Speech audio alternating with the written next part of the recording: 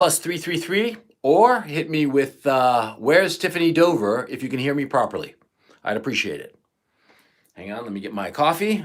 I had some technical problems. Yeah, it was very serious technical problems. That's why I'm late. I'm so sorry about that. I had to pee and make coffee. So sorry, dude. Mm, Let's see. No +33. Can you guys hear me? That's very important. Can you hear me? Hit me with a +333 if you can hear me properly. Mm, yeah. Well, hit me with a +333 if you can hear me properly. There we go. Okay. Or Tiffany Dover. Always remember Tiffany Dover. If you don't know who Tiffany Dover is, look her up. That's what God invented Google for, you know? Thank you very much. I appreciate it. How many people are here today? 500 people.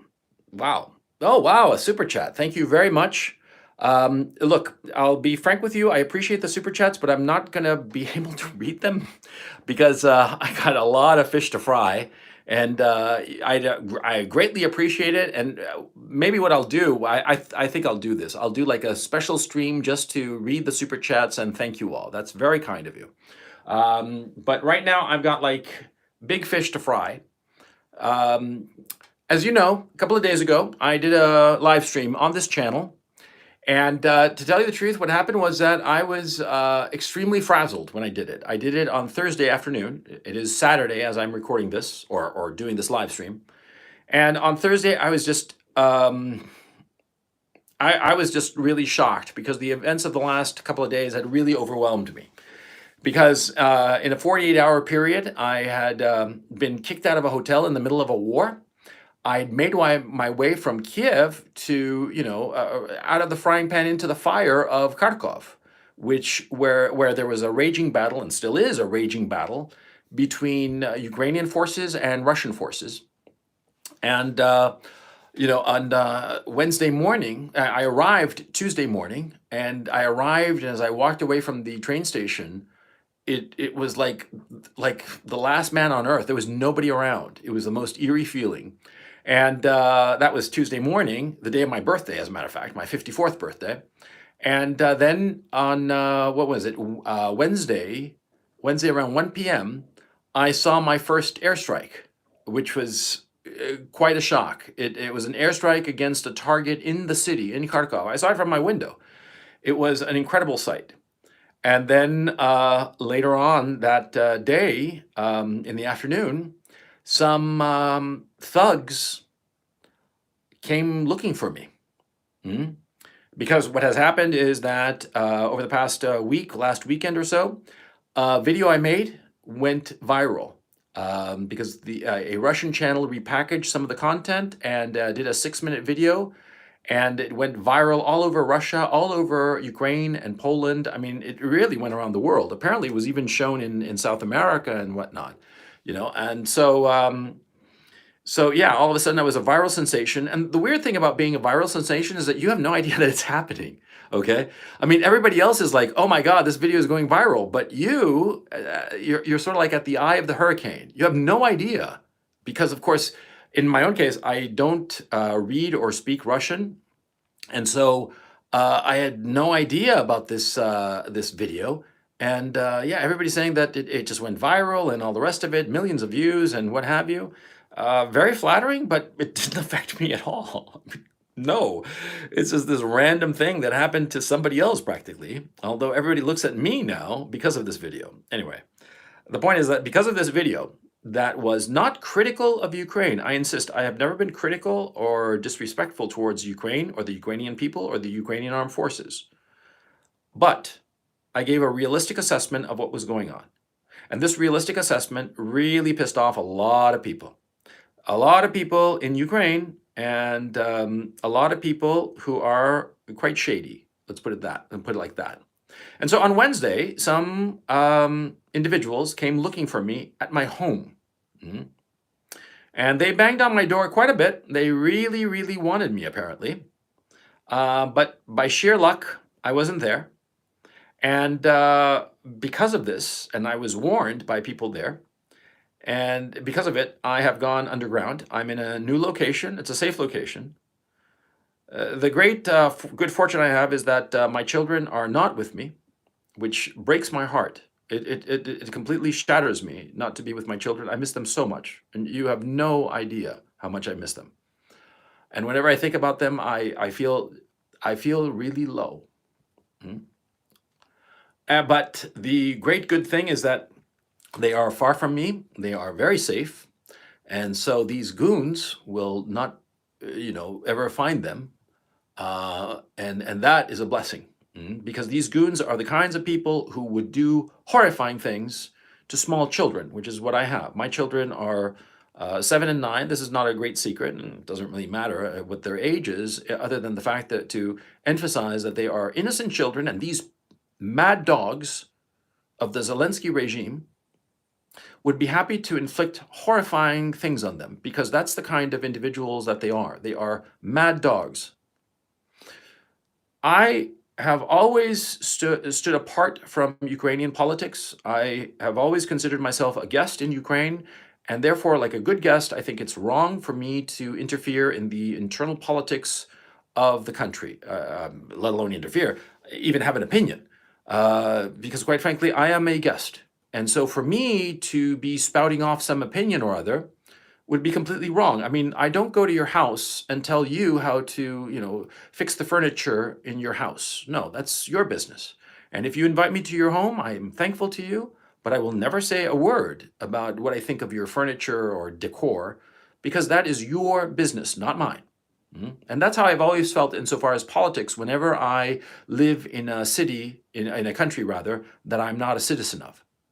Because it's just wrong. It's wrong to talk about the politics of a country where you are a guest in that country. But circumstances have changed, obviously.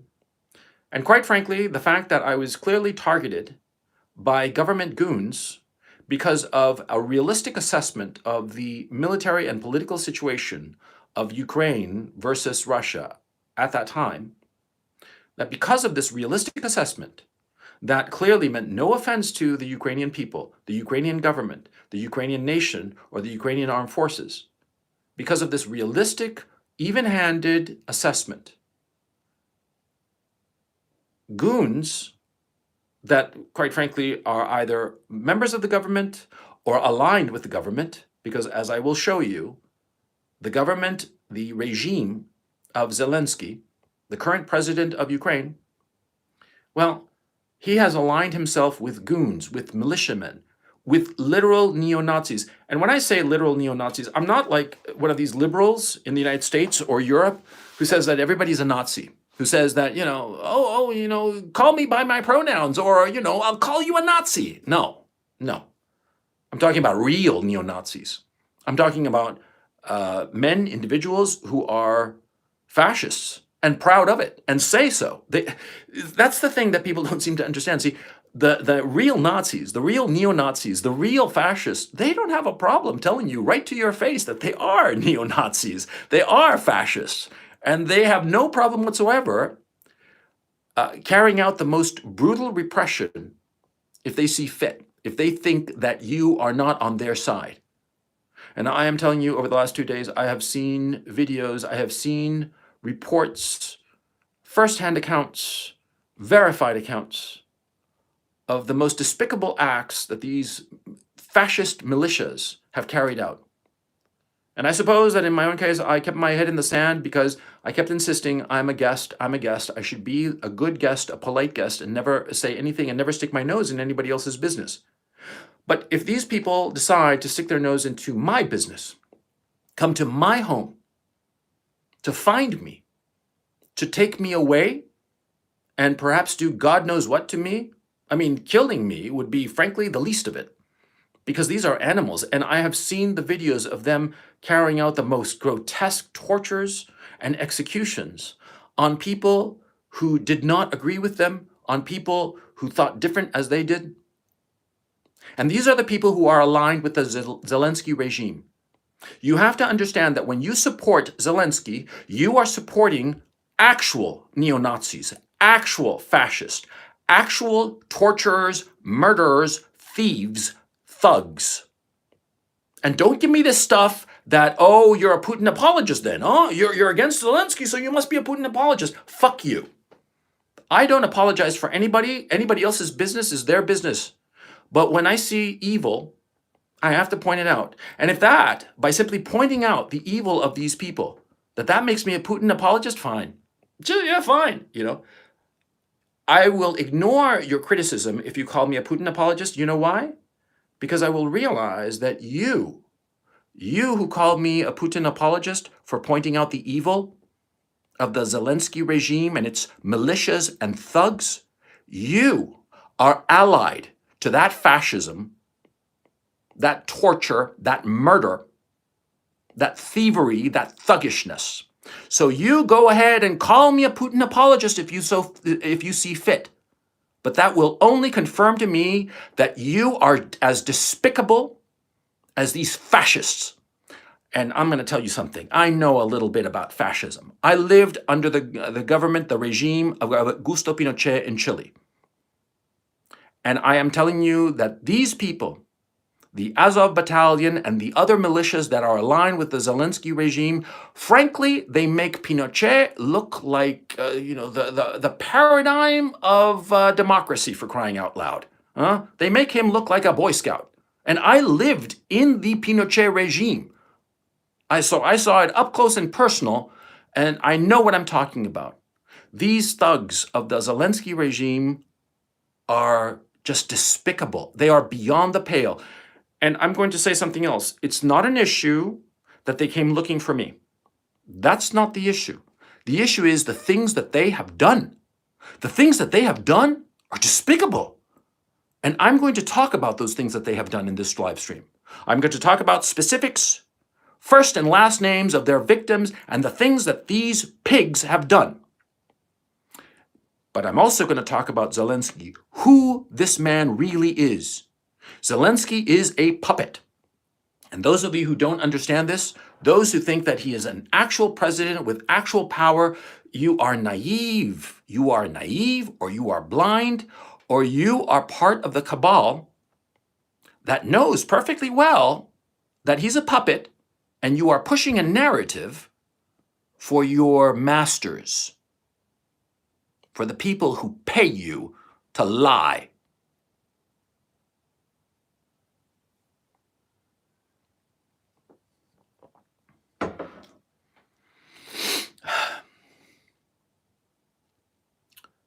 I'm trying to get a hold of myself because I'm extremely upset. The funny thing is that I'm not so upset about what almost happened to me. I think it's kind of cool. I mean, damn, man. My life has been like one big adventure. I've lived under Pinochet's dictatorship. I got an Ivy League degree. I've been a screenwriter in Hollywood and a published novelist with Big Five publishers in New York. I've crossed all of North America on my Land Rover with my dog, spent 6 months circumnavigating the North American continent, from New York City to Boston to Toronto to Yellowknife to Fairbanks, then all the way up to the north coast of Alaska, the North Shore of Alaska rather, then to Anchorage, Juneau, then Bellingham, and drove all the way around the West Coast and across Texas and across the Deep South, and then up through the Carolinas and back to New York City. I've done that. I've lived through an 8.6 earthquake, and it happened to me when I was on the 15th floor of a building. God damn, that's when I thought I was really gonna die, okay? That was scary, okay? And here I am in Ukraine, in the middle of this Russian invasion of Ukraine. Yeah, so, targeted for assassination by, right-wing goons. Not even right-wing goons, because they're not properly right-wing, because they don't even have an ideology. They're just crazy people.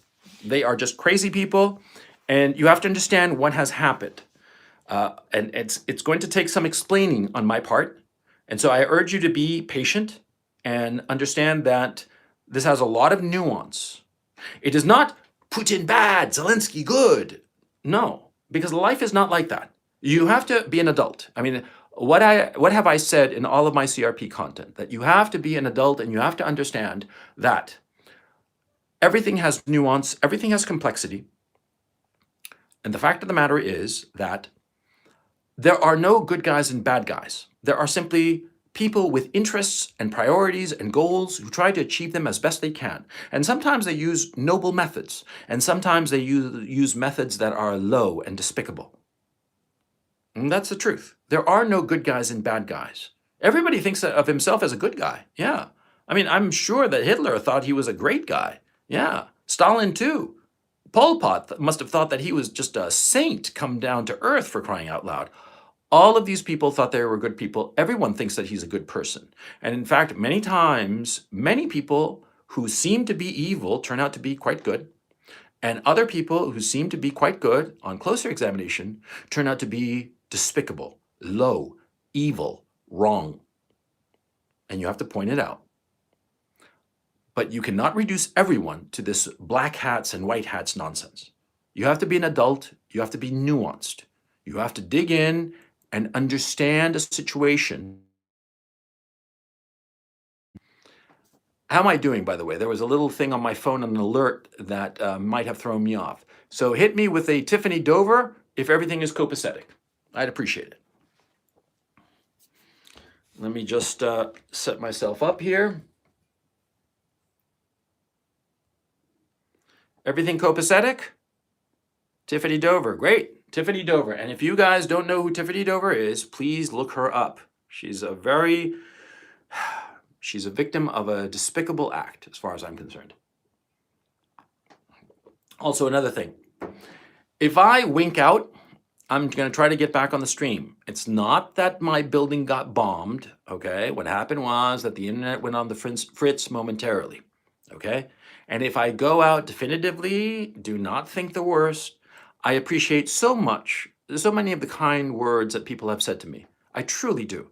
I think it's really, I hate to use this word, but it's the truth. It's heartwarming when people say such nice things in the comment section. I so appreciate it. When people thank me for the information that I'm providing, the perspective that I'm providing, it really means a great deal to me. And I'm going to tell you this now, and I'm not going to pussy out and cry like a little bitch after this, okay? And after this, I'm just going to treat you like, fucking chat, okay? Okay. I really appreciate it, though, so that you know. I truly, truly do. Okay. So let's get started. Now, Volodymyr Zelensky is born in 1978, and he is an actor, and he's a very successful actor. He is he specializes in comedy. He's a good-looking fella, hard-working fella. There are videos of him, and people have been mocking him in different platforms, saying that, oh, look, he's dressed up in, in drag and doing a gay dance or whatever. No, that's just a comedy bit. That's kind of silly. He was a professional actor who became a politician. Now, this is perfectly respectable. I mean, Ronald Reagan was a professional actor who became a politician. We don't have a problem with him now, do we? Of course not. See, just because you decide to change careers and do something different with your life, that's perfectly fine and perfectly respectable. The problem is how this happened. You see, Zelensky was an actor, a successful actor, before he was hired in 2015 for a show called Servant of the People. In this show, he played a school teacher who gives a rant on video over the corruption in Ukraine, and this video goes viral. And by circumstances, the comedy circumstances of any television series, he becomes president of Ukraine. And that seems perfectly innocent, right? Right? Well, you start digging in a little bit deeper, and you start to realize that this is all kinds of astroturf. Now, for those of you who are foreign, or who are not American, rather, sorry about that, because I'm not in the United States. I'm in Ukraine, and so. For those of you who are not American, you see, there is an expression in English called a grassroots movement. That is a movement that comes from the bottom and that rises organically, like grass shooting up. That's a grassroots movement. But there is a term called astroturf movement, or astroturfed. That means when a movement appears to be organic, that rises up from the people, but in fact, it's paid by moneyed interests. And it comes from the fabric called astroturf, which is used in American football to cover the fields. American football was originally played on grass, But with modern stadiums and whatnot, they basically put this carpet of AstroTurf. It's a synthetic material. It bounces somewhat. And it's where professional football players play their game. And of course, AstroTurf is made of plastic. It's manufactured. It's not real, okay? You don't grow AstroTurf, right? You make it. You make it with money. And that's the point. An AstroTurfed movement is a movement that has been made with money.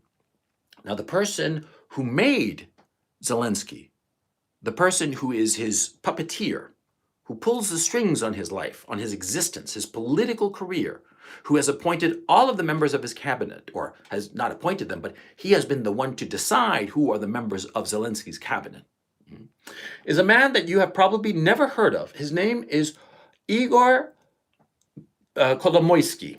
I have a difficult time pronouncing that name, and if I didn't disrespect him so much, I would say, I don't mean to disrespect you by mispronouncing your name, but to tell you the truth, I find Igor Kolomoisky the most despicable piece of shit that I've ever come across, because he really is. The man is, at this time, he's 59 years old, just 5 years older than me, so roughly of my generation. And he is a billionaire oligarch, and he lives in Switzerland. And he has 3 passports. Now, his passports are Ukrainian, where he was born in Dnipropetrovsk, Israel, and Cyprus. And the kind of man he is he has said that, well, in Ukraine, it's illegal for a Ukrainian citizen to have 2 passports. But he has said that it's not illegal for him to have 3 passports, because there's no law saying that it's illegal to have 3 passports. You see? You see the way that this man operates?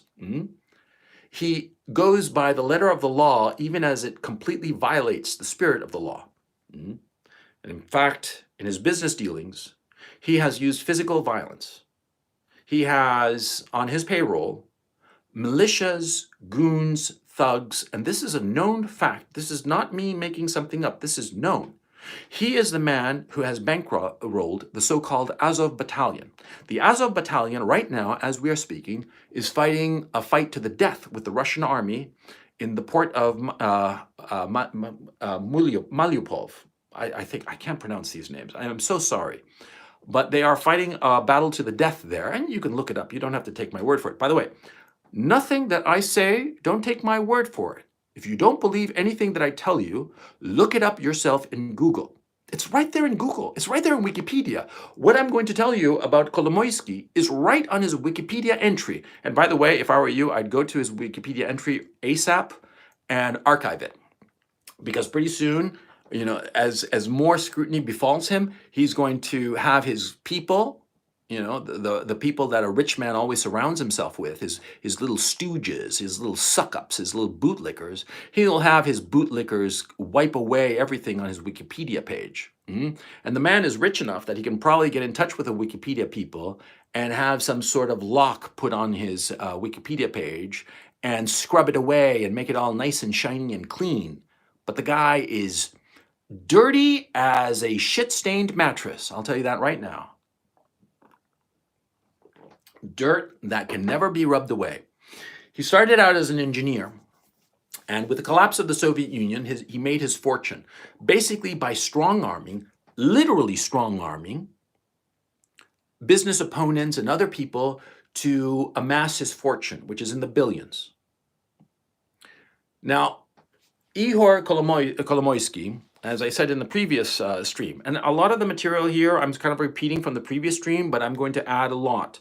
I'm going to add a lot in terms of the political repression that Kolomoisky is responsible for. But for those of you who have not watched that previous live stream, I have to fill in some of this background so that you understand what I'm talking about. To those of you who have already seen this material, I'm sorry, you'll just have to be a little bit patient. But it's important, and so that's why I'm going to go cover the same ground a second time so that I can cover it and then add a little bit more. Okay? Okay, thank you very much for understanding. Now, Kolomoisky, he used thugs, militia, call them what you will, bodyguards, private security, private military contractors, paid muscle, basically.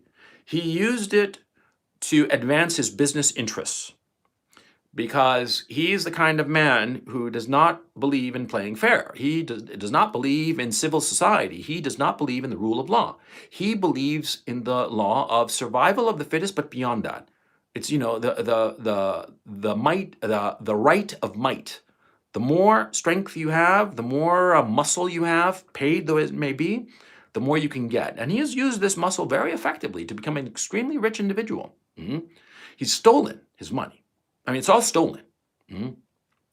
In some cases, he has literally threatened the lives of people who owned companies and stole their companies, threatening their lives and the lives of their family. That's the kind of piece of shit this man is. Igor Kolomoisky. Look up that name. Don't take my word for it. I'm just pointing you in the direction so that you can look for yourself. Okay? Okay. So Kolomoisky, he's a very smart individual. I mean, these men, they are despicable and disgusting, but they're smart. And I'll tell you something, as an individual with a fairly high IQ point, there have been times, the temptation to act in ways that are low, because you figure, well, I'm smart enough to do it. And if I really wanted to be ruthless enough, I could get a lot, and I could fuck over other people and be a piece of shit and get what I want. And I think that every man comes to that moment when he has to decide what sort of man does he want to be, and he decides on one path or another. He chose one path, and Kolomoisky clearly chose another, because he is dirty as they come.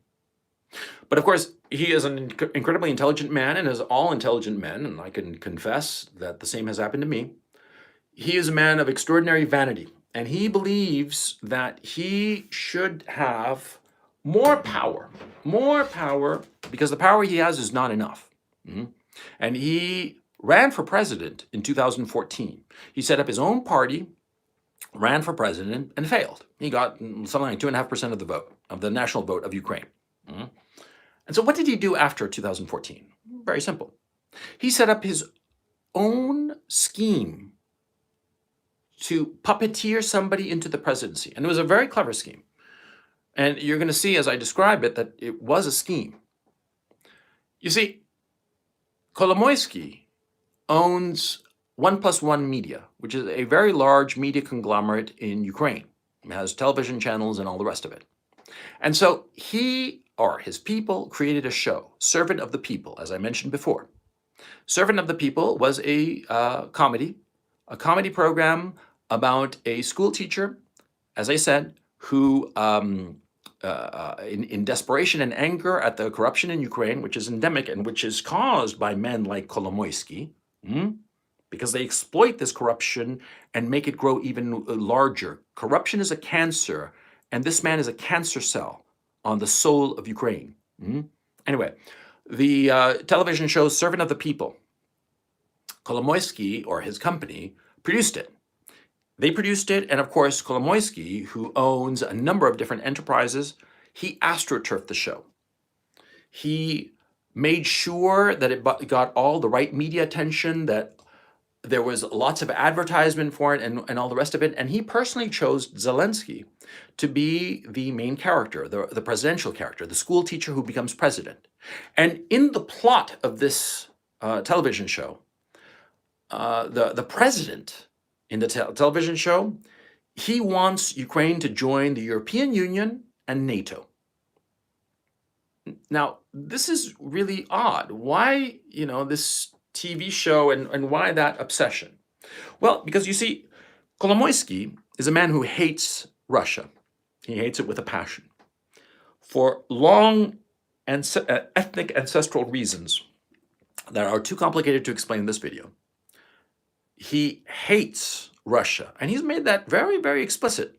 He's supported all sorts of moves and laws and movements to curtail the rights of ethnic Russians and Russian language speakers here in Ukraine. He really hates them. And it is an irrational hatred, but he does. The only difference is that he has the money to actually create the conditions where ethnic Russians are harmed. And that's the truth. And so He financed this show. One Plus One Media produced the show, Servant of the People, and they picked Zelensky as the character playing the president. Now, Zelensky had no political experience whatsoever and no political interest whatsoever. None whatsoever. And what happened next was that over the next 3 to 4 years, the show continued. 3 years. The show continued. It became more and more popular because Kolomoisky put more and more money into the advertisement of the show, trying to astroturf it into popularity and bring Zelensky as the candidate for president, for actual president. He was playing a TV character on this show. He had been hired as an actor, as a comedic actor, which is what he was, to play the role of president. And what happened was that Kolomoisky started building him up as a potential actual candidate. And in 2018, Kolomoisky created the party called Servant of the People, the same name as a TV show. And this party, Servant of the People, its objectives were for Ukraine to join NATO and Ukraine to join the European Union. Now, Ukraine for a long time has wanted to join the European Union because it has this mistaken belief that if it joins the European Union, everything will magically become beautiful, that everything will magically turn into the Netherlands. I lived in the Netherlands, and I can tell you it's one of the most gorgeous countries in the world, and it works flawlessly. It works like a Swiss watch. It's unbelievable. But the thing is, merely by joining the European Union, your country is not going to become Netherlands. No, it demands a great deal of work and effort and all the rest of it. But the Ukrainian people, as all people, want to hear nice things, and sometimes they vote with hope in their hearts, even though they know better in their hearts. So anyway, Zelensky, as actual presidential candidate, all of a sudden started taking off. And you see, the media campaign tried to blur the difference between Zelensky, the character on the TV show, and Zelensky, the presidential candidate. And that was a deliberate strategy. And so that people felt that he could actually be president. And again, you know, it seems as if I'm putting down Ukrainian people when I say that they believed it. But frankly, all populations tend to believe in foolish things that politicians promise them and later regret it. I mean, look no further than the United States, Great Britain, France, because people are like that. Because on a bell curve of IQ points, 100 is the average. What does that imply? It means that half the population is below average. Now, doesn't it? Yeah, that's what happens. And that bottom half, they get your vote just as good as yours. Yeah, that's what basically happens. And that is an unfortunate reality of a democracy. And these people are very easily manipulated. And it's not just, you know, the people on the left side of the bell curve. No. It's also the people on the right side of the bell curve who have hope in their hearts, because we all have hope in our hearts. And when somebody tells us pleasing lies, they are so pleasing that we tend to believe them. And that's what happened. Okay? And by saying this, I am not belittling the Ukrainian people, because all human beings of all races, all creeds, all nations, we all have hope in our hearts. And when somebody tells us pretty lies, we find it extraordinarily difficult to say, no, that's not true. You're telling me a lie. Because we don't want to believe that it's a lie. We want to believe that it's possible, you know? And that's a human flaw that we have, okay? And these low men exploited that human flaw that we all have and convinced the Ukrainian people to put Zelensky in the office of the presidency. That's how he was astroturfed. Now, Zelensky was the president, but the real power was Kolomoisky from his chateau in Switzerland, because that's where he lives, in Switzerland. He does not live in Ukraine. He lives in Switzerland, and from Switzerland, he was the one who appointed Zelensky's cabinet. Or, again, I'm making the mistake. It's not that he appointed them, but the president officially appoints a member of the cabinet. But Kolomoisky was the man who selected the cabinet. And he selected his friends, and he surrounded the Zelensky regime with thugs, with violent men. And because Zelensky was a puppet of Kolomoisky, he put more money into the Azov battalion, more money into the neo-Nazi movements.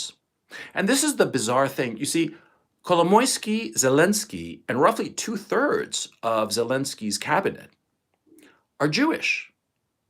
And so it's just bizarre that Kolomoisky would fund a neo-Nazi group that one would assume would be anti-Semitic. But you see, muscle is muscle. And what Kolomoisky clearly wanted was muscle. He didn't care if they were neo-Nazis. And they are, by the way. And they're avowedly neo-Nazis. They don't go around pussyfooting about it. They're like, yeah, I'm a Nazi. That's what they say. And I'm sure somebody's going to clip that and use that as a meme against me, but I don't care. That's how they act. That's how these people are. So, right. Kolomoisky funds Zelensky's campaign. He wins the election, and it was dirty. By the way, it was a dirty election, because Ukraine has been exceptionally corrupt for quite a long time, because there was corruption in the 90s. But what happened was that a lot of Western powers, Western leaders, people like the Biden family, for instance, found out that Ukraine was essentially a piggy bank. They could go to Ukraine, and for some empty promises, they could get a lot of money. I mean, Hunter Biden got a couple of $1 million a year or something, or more, as salary for a no-show job as a director at Burisma, the Ukrainian energy company. See? And lots of other European and British politicians, Canadians too, they got their slice out of Ukraine. It was their own private piggy bank. A corruption pushed forward by the oligarchs of Ukraine. And Kolomoisky is, it seems to me, the most brutal of these oligarchs. And of course, an oligarch like this has no problem paying off all sorts of politicians all over the world, because it's to his benefit. If he pays off a politician, the politician will help this oligarch out insofar as business deals and whatnot, regulatory exemptions and so forth and so on, giving them monopoly control over certain industries in certain countries. That's the way these oligarchs operate. They pay off the right politician and they get their way unfairly to the detriment of the people. Monopolists are vampires.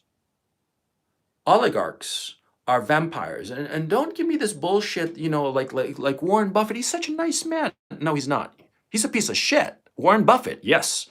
And if you look into Warren Buffett a little bit, you realize that he's not this, rich uncle, this rich Santa Claus who has your best interest at heart. No. He's all about fucking you over with his insurance companies, right? You just have to dig a little deeper, and then you realize that he's a piece of shit, just a different kind, a different class, a different smell of shit from Kolomoisky. Okay, but they're all pieces of shit because they all look at you like cattle. They look at you, they look at me, and they have no trouble whatsoever milking you for all you're worth or slaughtering you for their advantage. Okay, so going back to this story here. Kolomoisky, for the past 8 years, has been funding the Azov battalion, the neo-Nazi movements, all kinds of militias, paramilitary groups that are all aligned with the Zelensky regime. Now, the Zelensky regime insisted on joining NATO, insisted on joining the European Union, and this created an existential crisis for the Russians. It's as simple as that. The Russians realized that they could not afford, under any circumstances, to have Ukraine join NATO. Now, a lot of people in the United States do not seem to understand this, so let me give you who are American, you who are listening to me now, let me give you the point of view of the Russians. Suppose that the Chinese become friendly with Colombia in South America. They become real friendly, and they enter into this joint military alliance. That's pretty weird, right? I mean, China and Colombia, they're separated by the Pacific Ocean. It's a pretty big ocean, right? But they get into this military alliance, and then Venezuela joins too. And then Panama soon enough joins. And then Guatemala joins this Chinese military alliance because they all claim to be equal members of equal status, but the biggest rooster, who is it? China. China really controls this military alliance. And China makes all these countries buy Chinese weapons, very expensive weapon systems. And it basically just twists their arm just a little bit, but still twisting their arm. Because, see, these guys, they realize that they only need to get their arms twisted a little bit to realize I'm going to pay up and buy these weapon systems, because or else the Chinese are just going to flat out break my arm, and the next guy who's president of my country is going to buy their weapons anyway. So there's no resistance. Resistance is futile to the American military-industrial complex. I mean, the Chinese military-industrial complex. So anyway, the Chinese get into this alliance with Colombia, with Venezuela, right? And it's not an alliance that sells weapons to these countries, but like with no purpose, because they don't have an enemy. But then this alliance one day decides, we should say that our primary adversary is the United States. Yeah, but we're building our alliance, it's just mutual protection, mutual defense. And, Honduras joins, and Nicaragua joins, and Costa Rica joins. And then, the United States sees this and they get a little freaked out, and there are weapon systems, Chinese weapon systems, in Colombia, in Venezuela, in Panama, in Nicaragua, Honduras, Costa Rica, and it starts wigging out the Americans something awful, right? And they say, don't get Mexico to join. Okay, I understand you have your security concerns, but don't get Mexico to join, because then it affects us, because Mexico is our buffer. But the Chinese, they say, why? Why are you saying that? Why are you saying that Mexico can't join? I mean, any country is free to join any alliance that they want, right? Right. And so if Mexico wants to join the alliance, the Chinese-led alliance with Chinese weapon systems all over Central America and South America, well, why are you such a bad, crazy person that you don't want Mexico to join? What's wrong with you? Huh? Are you evil? Do you have any intentions on Mexico? Maybe we should get Mexico to join us because you have evil intentions for Mexico. You see? And so finally, the Chinese start poking and poking and poking at the United States, and Mexico keeps insisting that it wants to join NATO, and it starts making moves like, it wants to retake Texas. See? Because Texas, it's called Tejas. Tejas means shingles on the roof. Tejas, now known as Texas, used to be Mexican. And the Mexicans say, that land is ours. You should give it back to us. And the United States is like, no, it's ours now. And it starts getting a little wigged out by the whole situation. And all of a sudden, the Chinese start sending military advisors to Mexico and start importing all kinds of weapons. And the Mexicans start amassing an army right on the border with Texas, right across from the Rio Grande. And the Rio Grande is not a particularly wide river. It's a hop, skip, and a jump to cross it. I mean, migrants cross it every day, right? And so all of a sudden, the United States realizes, holy shit, these fuckers mean to invade Texas and take it from us. So what would the United States do in that case? Huh? And you tell me. I think the answer is pretty goddamn obvious now, isn't it? They would attack first. Use the element of surprise, overwhelm the Mexicans, and take over Mexico. I mean, fucking take over the whole fucking country. Like that. Take it over because the Chinese are encroaching on the buffer zone of the United States. And the United States can't have that. The United States cannot have nuclear missiles, 10 miles away from San Diego. It just can't happen. It's not going to happen. And so the Americans invade Mexico. And China, what does China do? It goes around the world saying, look at these evil Americans who invaded Mexico. They are so evil. We weren't doing anything. We were just so innocent. And Mexico, poor Mexico, we stand with Mexico. And China starts putting all kinds of sanctions on the United States. And China starts saying that, all Americans are evil. And, don't call it American football. Call it whatever else. Like that. And start demonizing not just the American government that orders this invasion, Not just the soldiers, the American soldiers that invade. No, no, the Chinese and their proxies around the world start saying that the Americans are evil, all American people are evil, and that they should be kicked out of their country, they should be persecuted, they should be treated like garbage. What do you think the American reaction would be? Do you think that the American people would just say, okay, well, sorry? No, they'd be like, fuck you. And even if there were people in the United States who opposed the invasion of Mexico, well, after this persecution, after all these Chinese sanctions against America and American people and American businesses, all this hysteria from China against the United States, against American people, well, the American people, even if they disagreed with the policy of invading Mexico, they'd rally around the flag because they'd realize, holy shit, these guys really hate our guts. These guys want us dead. And if Americans started reading and finding out that in China, they have whole think tanks and non-governmental organizations that are working 24/7 to figure out a way how to topple the government of the United States and potentially replace it with a quote unquote friendly regime, regime change in America. If they openly advocated that, if they even openly advocated for the breakup of the United States, do you think that Americans would like that very much? Do you think they'd be like, yay, man, that's really cool?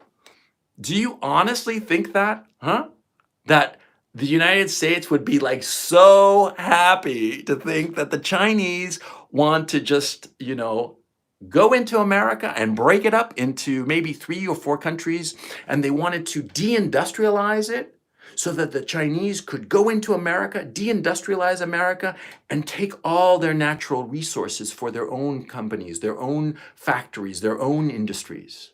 Do you think Americans would like that? Do you think that they'd be like, oh, that's so wonderful. That's such a wonderful fate.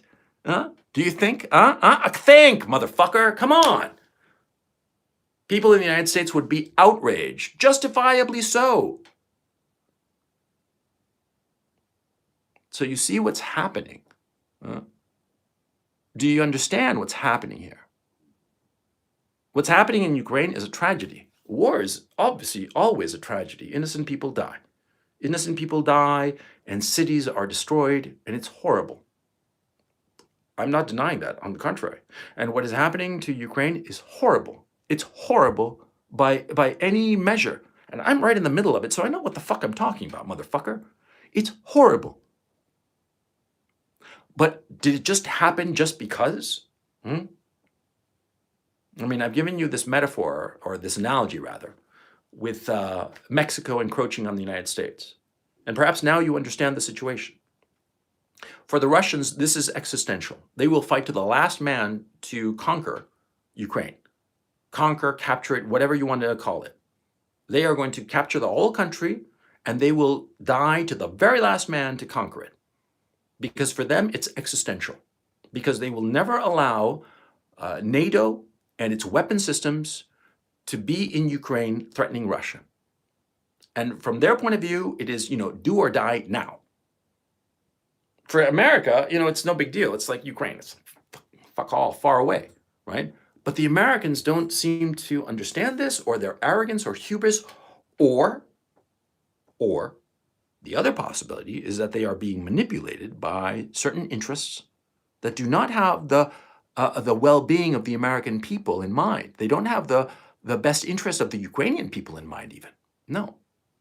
People like Kolomoisky, or people like Victoria Nuland, people like Wendy Sherman, people like Anthony Blinken. Anthony Blinken is the Secretary of State in the United States. That is basically, for those of you who are not American, he is the Minister for Foreign Affairs. Wendy Sherman is one of the principal negotiators. She's an Undersecretary of State, I believe. I forget her exact title, but she's the point person insofar as dealing with the negotiations with the different countries around the world. And Victoria Nuland is a very influential figure who engineered the coup d'etat in 2014 that overthrew the Yanukovych government and installed the Poroshenko government. And she is somebody who is the point person for Eastern Europe. Now, all of these people are with Kolomoisky in the sense that they all agree in the ultimate goal. And the ultimate goal is to destroy Russia because they hate Russia for ancient ancestral reasons that have nothing to do with the practical realities of today. They have an inchoate, visceral hatred of Russia. And they will do whatever it takes to destroy Russia. I mean, they hate it, okay? I mean, you have to understand that. And so, anyway, Kolomoisky, as I said, he has his goons. I mean, you understand the situation now. It's very important. Hit me with a +333 to make sure that the chat understands what I'm saying in terms of like the significance for Russia of Ukraine. Oh, somebody's calling me a maggot. Oh, that's very interesting. Yeah, it must be some shill, some Kolomoisky or Zelensky shill, because it's not Ukrainian. It's not Ukrainian. No. The Ukrainian people are the innocent victims of the machinations of these pigs, because that's what they are. They are pigs, and they are manipulating the situation, both in Ukraine and in the West, to get what they want, which is the destruction of Russia. That's what they care about. That's all they care about because they hate it so much. Okay? So anyway, thanks. Apparently lots of you guys get where I'm coming from. Okay, so you have understood the analogy. It's very important that you understand that analogy. It's extraordinarily simple. And I hope that you will pass along this analogy to other people so that other people can understand what's going on in Russia and Ukraine. It's not that Russia one day woke up and decided, hey, no, it's not like that at all. Okay? Oof, coffee's cold, man. That's a pity. Anyway, it's pretty good coffee. Anyway, where was I? Oh, yeah. You see, Kolomoisky surrounded Zelensky with his people, and his people controlled the Zelensky government, and they pushed relentlessly for Ukraine to join NATO. And another thing that is becoming increasingly apparent is that, see, the Ukraine government, the Zelensky regime, was getting ready to invade the breakaway republics of Lugansk and Donetsk.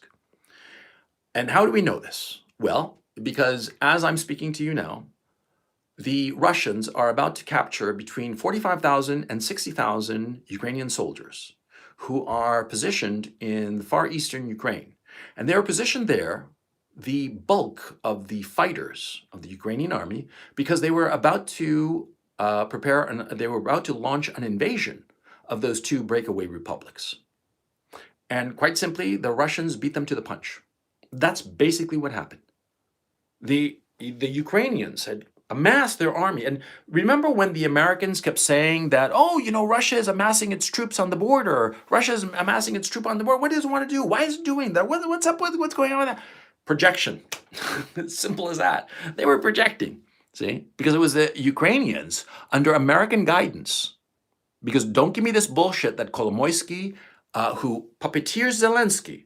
Zelensky is Kolomoisky's puppet. And Kolomoisky, more likely than not, was in contact either directly or indirectly with Victoria Nuland, Wendy Sherman, and Anthony Blinken with the express purpose of creating the conditions of a war between Ukraine and Russia.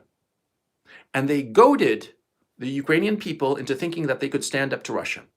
Russia has a stronger, bigger, better equipped, better led military than Ukraine. And that's a fact. And that is not belittling the Ukrainian armed forces. It is simply a statement of fact. And you who are listening and are of the Ukrainian military and don't like the fact that I'm stating this, well, then you're not a true professional, because a professional recognizes when he is confronted with a superior foe. And it's no shame to be confronted by a superior foe.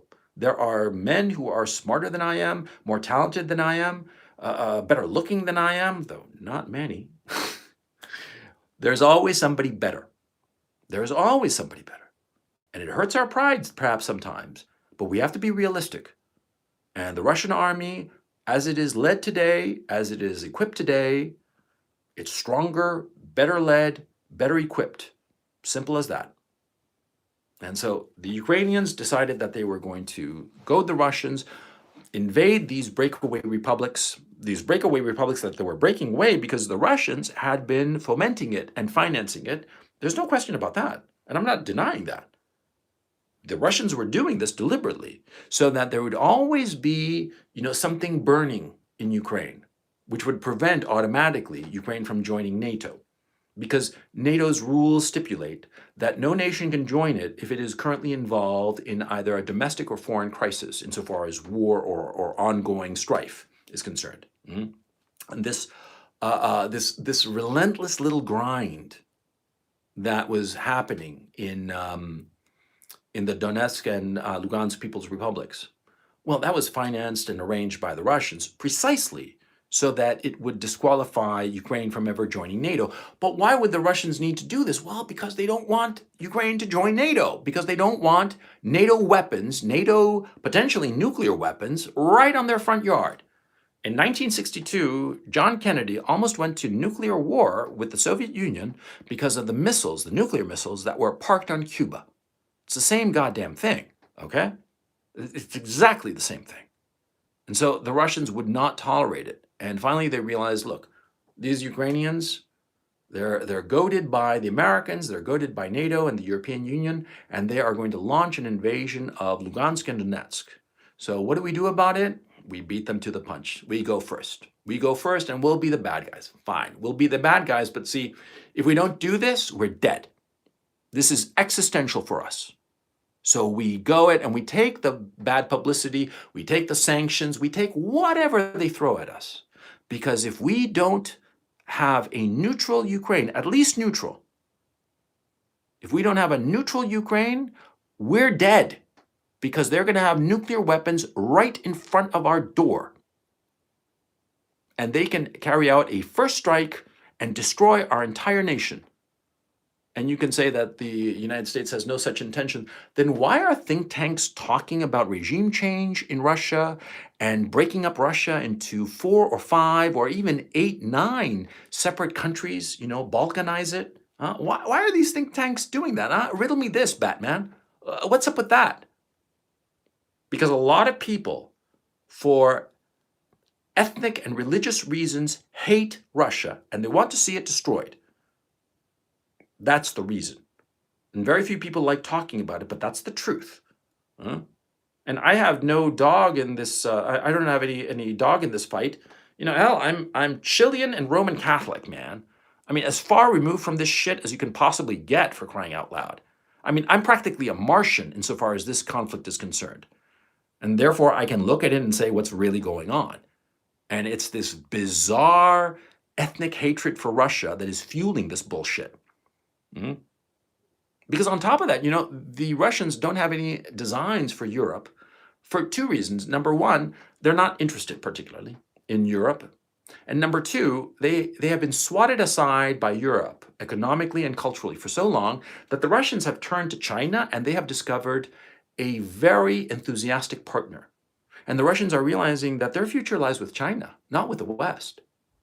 Insofar as Russia is concerned, Western Europe is dying. The United States, as far as Russia is concerned, is dying. China, Southeast Asia, South Asia, that's the future. India, Bangladesh, Sri Lanka, Vietnam, and China, as I said, and of course Indonesia. The Russians are realizing that that's the future. And that's where they have to point their efforts, invest their money. They look at Europe as just a lost cause because the Europeans for now decades, for 3 decades, have consistently rejected the Russians. And so what happens to a guy who constantly chases after some girl and the girl keeps rejecting him? He finally gets bored and starts looking around and he finds, oh, look at this bookish little Asian girl. But she's so nice to me, and she cooks for me and cleans for me and treats me nicely and is happy to see me whenever I show up. And so what the fuck you think the guy's gonna do, man?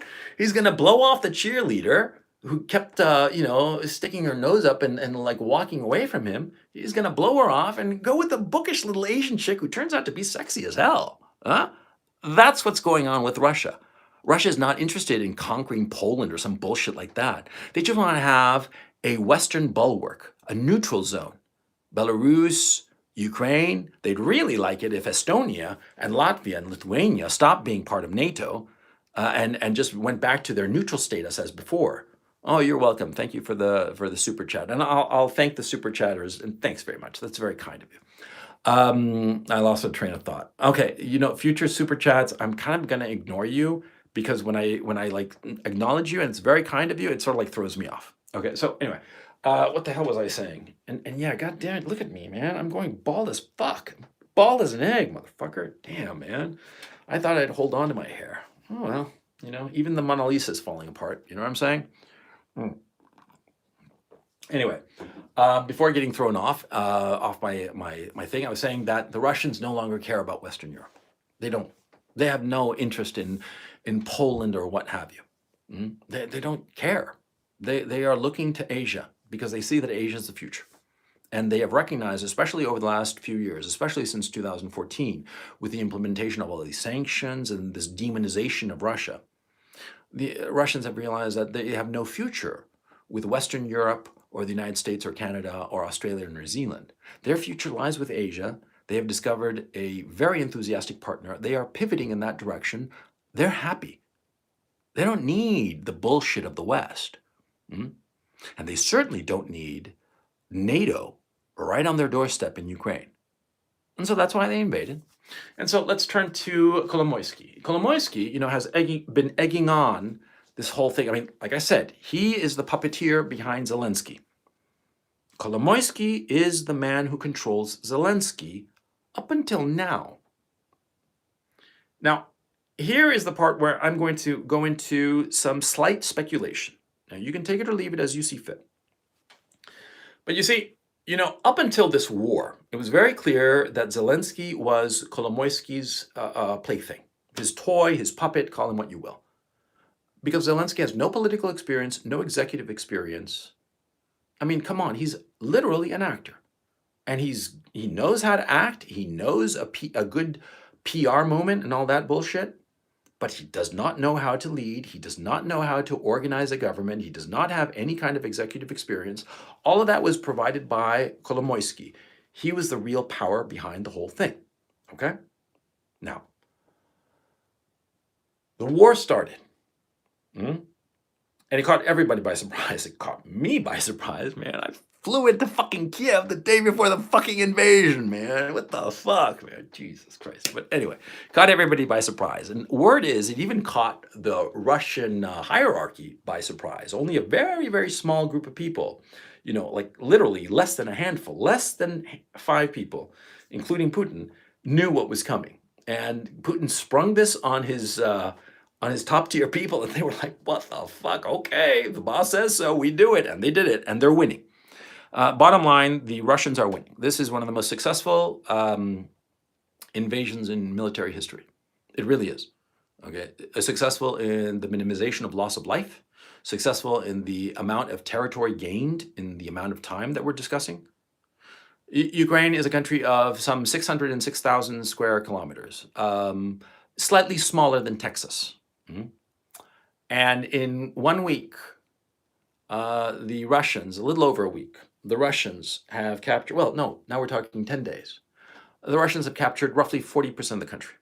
And they are about to encircle, if they have not encircled already, the bulk of the Ukrainian army, the bulk of their fighters.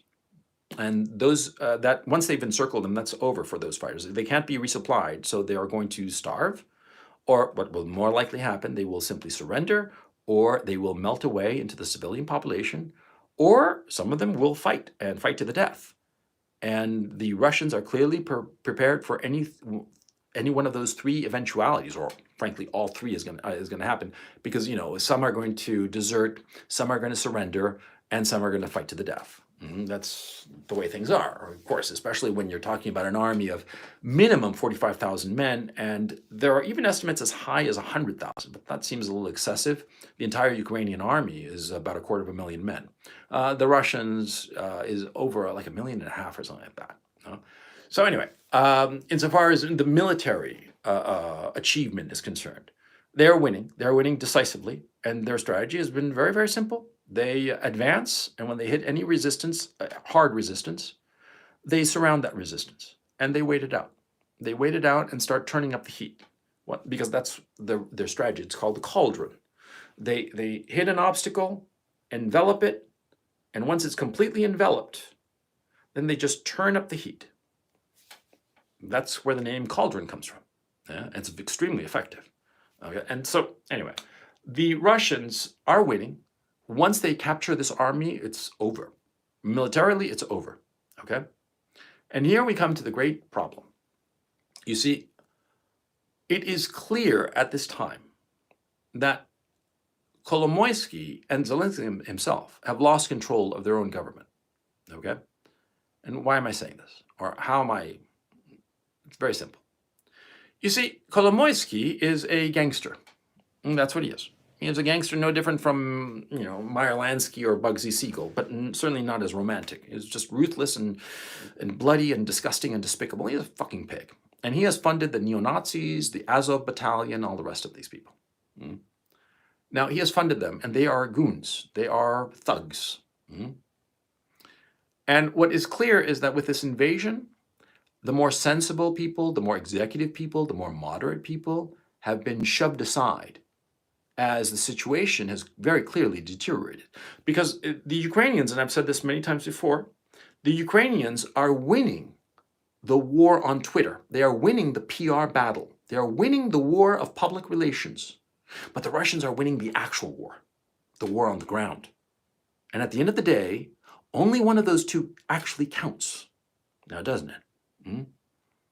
The Russians are winning militarily, and the Ukrainians, or the Zelensky regime, because I want to separate between the country of Ukraine, the people of Ukraine, the armed forces of Ukraine, and this disgusting and despicable regime, the Zelensky regime, the regime of thugs.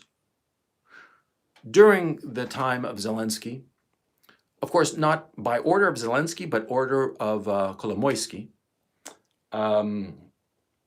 4 television stations were shut down that were critical of the government.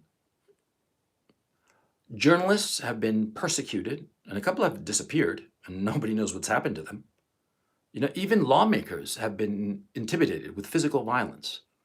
And this was before the war, by the way.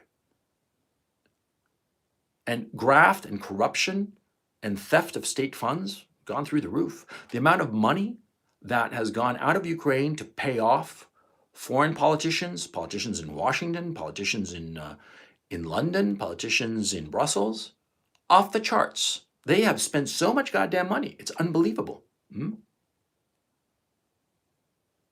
you think that Zelensky had anything to do with that? He was just the figurehead. He's just the puppet. He's just the face. The man doing this was Kolomoisky. He's the one who did it.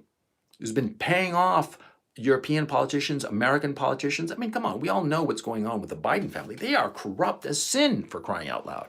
And that's the truth. And so Kolomoisky has funded his militias and paramilitary groups and Azov battalion and all this crap. And they are actual neo-Nazis.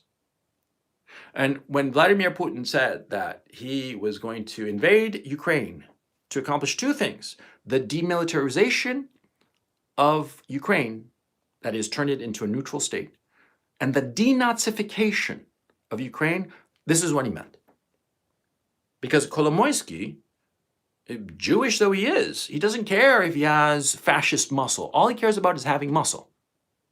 But what I suspect has happened is that with this invasion and the clear sense that the Ukrainians are losing, and from the very beginning it was clear that the Ukrainians were going to lose, the more sensible, moderate people, the more hard-headed people, the people who would actually go ahead and potentially negotiate a structured surrender of some sort or a cessation of hostilities that would leave the Russians in the driver's seat, well, they were pushed aside. And the people who are now clearly in control of the government are the thugs. And if you don't believe me, look at all the pictures of Zelensky. Like, for instance, when he signed the letter asking to join the European Union, that it was so celebrated, look at the people around him. They were thugs. You can just see them and you realize, I mean, they look like club bouncers now, didn't they? Yeah, they were thugs. And look at the people who negotiated with the Russians in Belarus. Because recently there has been a series of talks, because the Russians, when they go to war, the Americans, when they go to war, they cut off diplomatic relations and just go to war and kill everybody. And that's what they do. But the Russians are very different. When they go to war, they continue with diplomacy because they try to work out, because they see war as a continuation of diplomacy. Mhm. And so what they try to do is continue with the diplomatic effort, even as they're trying to conquer your country, and try to figure out a way to end the hostilities, because they don't want to continue the hostilities indefinitely. They don't want to destroy anybody's country. They certainly don't want to destroy Ukraine, because to them, Ukraine is the same as Canada is to any American. They're like cousins. They're like brothers. And yeah, in Quebec, you got the crazy ass Frenchies, right? But they're still like our guys, right? That's how the Russians view Ukraine, okay? And Ukraine is, and I do not mean this in any sort of disrespectful way, but they are very similar to the Canadians in that relationship between Canada and the United States, Ukraine and Russia, in that they're gentler, they're softer, they're more polite. I would venture to say that perhaps you could even say that they are kinder. Mhm. And so that is the relationship between the two countries. The Russian political leadership, most certainly, has no intention of abusing the citizenry. It is very clear. I am talking to you from Kharkov, that is being surrounded by the Russians. And I have electricity, I have running water, I have internet, I have cell phone. If the Russians really wanted to abuse the citizenry, all of that would have been gone in the first day, because the Russians could do it. If the Russians wanted to level Ukraine, it would take them maybe 12 hours. And level them with non-nuclear weapons, okay? And they could do it easily without breaking a sweat, okay? I mean, they just say the word and Ukraine would be leveled from end to end if the Russians wanted that. They don't want that, because if they wanted it, they would have done it already. They just want the military to lay down their weapons. And the problem is that the current Zelensky regime, realizes that the game is up. And the fascist neo-Nazis realize that they are dead men. That's what's going on. And so that's why this war is prolonging itself, because the neo-Nazis in the Zelensky regime realize that if they lay down their weapons, they're going to be killed by the Russians. The Russians, unfortunately, have said this. That's the issue. They've said that they know who the Nazis are, and they're going to get them. They're going to get every last one of them. They've said so. And they've said that they have no trouble whatsoever and no problem whatsoever with an honorable, decent member of the Ukrainian armed forces. But to all the neo-Nazis, all the thugs, all the lunatics, the Russians have essentially said, you're dead. And that's why it seems to me, and this is, here we go into my supposition. My supposition from what I have seen so far is that the Ukrainian government, the Zelensky regime, is now controlled by the thugs that Kolomoisky put in there. And frankly, I don't think that Kolomoisky has any control over them anymore, because these thugs realize that the game is up and they are dead men. And so they are no longer paying attention to Kolomoisky, much less Zelensky. Zelensky is their puppet. He's just their skin suit, frankly. They realize that what they have to do is fight to the very last Ukrainian man, woman, and child, because if they get captured by the Russians, they're dead. And so they are going to do everything in their power to avoid that fate. That's what's going on now.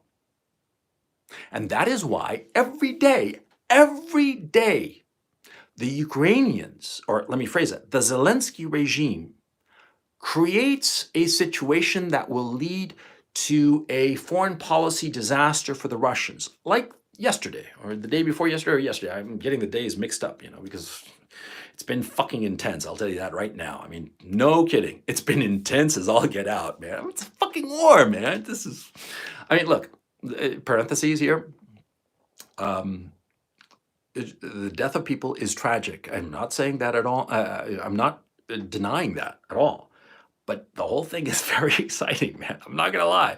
Maybe I'll do a live stream discussing what it's like to be in the middle of an actual war, an actual old-fashioned 19th century war, because that's what this is. It's incredible. Anyway, And I lost track of what I wanted to say. Yeah. So these militias, neo-Nazis, all the rest of them, they're going to fight to the death. And that's why 2 days ago, yesterday, when the Russians invaded from the north, they quickly captured Chernobyl, the site of the 1987 nuclear accident. Now, of course, those reactors are still very dangerous, the ones that melted down, and a couple of the others still work and, in fact, provide electricity for Kiev. Now, the Russians arrived, and they quickly came to an agreement with the Ukrainians that were fighting in that area, and they agreed to a mini ceasefire around the Chernobyl plant. And as professionals and as gentlemen, the two sides, the Ukrainian army side and the Russian army side, they have joint control of the nuclear power station at Chernobyl. And there's video floating around of the officers of both sides, supervising the operation. And they've come to a modus vivendi, which is, of course, the most sensible thing, because, of course, the Russians have their political aims. The Russian army has its political aims of capturing Ukraine. The Ukrainian army has its aim of preventing that capture. But for the greater good, for the greater security of all people, of course, they're not going to go to war over the Chernobyl power plant. Of course not. They're not going to create the conditions of some accident happening, some military accident happening, and God knows what occurring to innocent people, millions of innocent people. No, they acted as sensible, decent people, and they have come to an arrangement, and all good. The Russians captured the Zaporozhye nuclear power plant, and at 2 a.m. Friday morning, local time, all of a sudden, a squad of Ukrainians, but it's not clear if they were regular army or if they were paramilitary or Azov battalion or some other of these crazy-ass goon squad people in the Zelensky regime. Well, they showed up with some RPGs. That's rocket-propelled grenades. And they started firing those rocket-propelled grenades from the Zaporozhye power station, deliberately trying to draw Russian fire against them. Why? To create the nightmare public relations scenario of the Russians setting fire and shooting on a nuclear power station. Immediately when this happened, Zelensky went out with a statement saying that he denounced it, that the Russians were going to explode the power station, and the whole of Europe was going to go up in flames because of the crazy Russians. The crazy Russians did this. And it had nothing to do with the crazy Russians, and it had everything to do with Zelensky provocateurs. That's the truth. I'm going to say something else too that a lot of people are going to be upset about in Ukraine. They're going to be very upset about, but I'm going to say it. There was a rocket attack a few days ago, 3 days ago, that fell on an administrative building in the middle of Kharkov.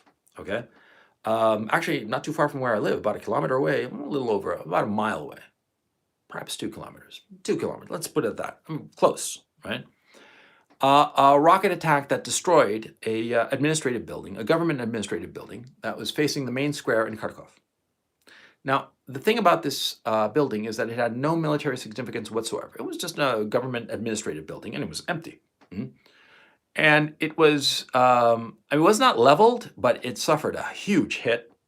And what's really interesting is all the video that emerged. It was perfectly composed. And the thing is, see, the rocket that hit it, well, the Russians were really far away, okay? And I was there, and I didn't hear any plane, okay? I mean, it was not a rocket that you would think that could be launched from 40 kilometers away. I personally think it was a false flag, deliberately designed by the Zelensky regime. And the Zelensky regime has lied consistently about all sorts of stuff. For instance, the ghost of Kiev. The ghost of Kiev, who was this ace pilot who shot down 6 Russian planes on the first day. And then it was like 13 planes in like 2 days. Yeah, right. Yeah, sure. Yeah. Oh, it turned out that the name of the pilot was Samuel Heidsky. Those of you who know internet culture will know what I'm talking about. Yeah, it was Samuel Heidsky. There was no fucking ghost of Kiev. It was made up. Okay. The same story is that, there were 13 defenders on this little island called Snake Island in the Black Sea that was Ukrainian, and that the Russians invaded it and took control of it, really. And the 13 men there said, "Fuck you, Russians! We'll fight to the death," and they all died. And then it turned out that, first of all, there weren't 13, there were 82, which is kind of surprising. I saw a picture of the island. It was really tiny, but okay. 82 soldiers there, and none of them died, okay? There were no 13. That was a lie, okay? All kinds of lies. And what's really interesting is that the Zelensky regime is really, really good at the PR game. And what's the point of their PR game? To draw the West into the war, to create the conditions where Americans and Europeans are willing to commit troops to fighting in Ukraine against the Russians. And there have been all kinds of talk and all kinds of bullshit, like declaring a no-fly zone over all of Ukraine, which is just absurd, and I'll explain in just a moment. But all of this bullshit, it's PR manufactured. I mean, Zelensky is an actor. And Kolomoisky, he believes in PR and manipulating public perception to get his way. That's how he got a president into office in Ukraine. See, that's what's going on. So anyway, the thugs have taken over. The thugs have definitively taken over the Zelensky regime. Yesterday, he gave a press conference to the European Union, and he was stoned. I mean, he was serious. I mean, if I had to guess, I'd say it was cocaine. Okay, and Putin had said that he wanted to get rid of the drug addicts in Kiev, in the regime. He said that he called some of them drug addicts, and a lot of people said that that was just hyperbole. But the thing is, it's been becoming increasingly clear that Zelensky has a drug problem. I mean, he's a junkie, or he's got a serious coke habit, and probably bought all that coke with some of his $1 billion, because that's how much Zelensky is worth at this time, $1 billion. Now, tell me this: how on earth could a Ukrainian actor, star that he is in a successful TV show and successful movies, though he may have been in, how does he have $1 billion? Huh? You tell me, man. I mean, what the fuck you think, man? Come on. You're a grown-up. You know what's going on. Corruption, thievery. So anyway, Zelensky is stoned. And it looks like the kind of behavior that I saw in him, it reminded me of guys who had snorted a couple of lines of coke, a long party with a lot of booze, and they were coming down, okay? And that means that the guy is snorting it 3-4 hours before, and he's coming down, and it's that kind of situation. I mean, I've had some experience with that. I mean, I personally no, but no way. But I know some friends of mine who had serious coke problems. Yeah, coke is a nasty, nasty drug, and that's my supposition. Okay, I could be wrong. Maybe it's something else, but that's not the point. He was definitely stoned. He's definitely on drugs. Okay, and so what Vladimir Putin said was true. And this is not me being a Vladimir Putin apologist, okay? When I first heard him characterize the Ukrainian leadership as drug addicts, I was like, fuck you, man. What the fuck are you talking about, dude? But seeing Zelensky, I'm like, dude, the fucker was right, man. Yeah, he is. He's a junkie, okay? He's an actor. I mean, come on, these guys, man, what the fuck you think, huh? Anyway, it seems clear to me, like I said earlier, that the thugs are in control, because whenever you see Zelensky, he's surrounded by thugs, by guys who look like club bouncers, and they look nasty, okay? They're nasty people, simple as that. You see that delegation that went to Belarus, because like I said, the Russians believe in negotiation at the same time as they're conducting military operations. So they're more than willing to have diplomatic talks in a neutral territory with the Ukrainians, which they have been having in Belarus. And at that first meeting, the Russians, they showed up their committee, their negotiating committee. And I looked at those guys and I'm like, dude, man, those guys could be my uncle, okay? in the sense that I know that type really, really well. They are very quiet gray men, corporate, best education, best universities, very well dressed, rich men, but very, very quiet, very low key, very professional, extremely dangerous, but in a not like a thuggish way. I mean, they're not going to pull out a gun or anything like that, but they'll fuck you over with like the right lawsuit at the right time, right where it hurts, like that. Okay, they'll fuck you over that way. They'll fuck you over legally. Okay, because they are honorable citizens. Yeah, they are the gray men who we want to run things because they know what the fuck they're doing. And I looked at that Russian delegation, and again, this is not Putin apologia or any shit like that. This is just an evaluation of the men that I saw. And those men the Russians who are in that negotiating committee, they're professionals. They're meant to be taken seriously, and they're guys who are tough. I mean, they're real tough, right? And then I looked at the Ukrainian delegation. They were dressed like thugs. They looked like thugs. They acted like thugs. They were thugs. They were thugs outright. And look at the picture. You don't have to believe me. Look at the picture. Look at the picture. Google it. It's the first negotiation meeting between the Russian delegation and the Ukrainian delegation in Belarus. Google that and you'll see the picture. It's very clear. On the left-hand side are all these gentlemen from Russia who are there to negotiate. And on the right-hand side are a bunch of thugs. Yeah. I mean, you'd look at those guys on the right that were representing Ukraine, and they looked like the entourage of some white guy rapper. You know what I'm saying?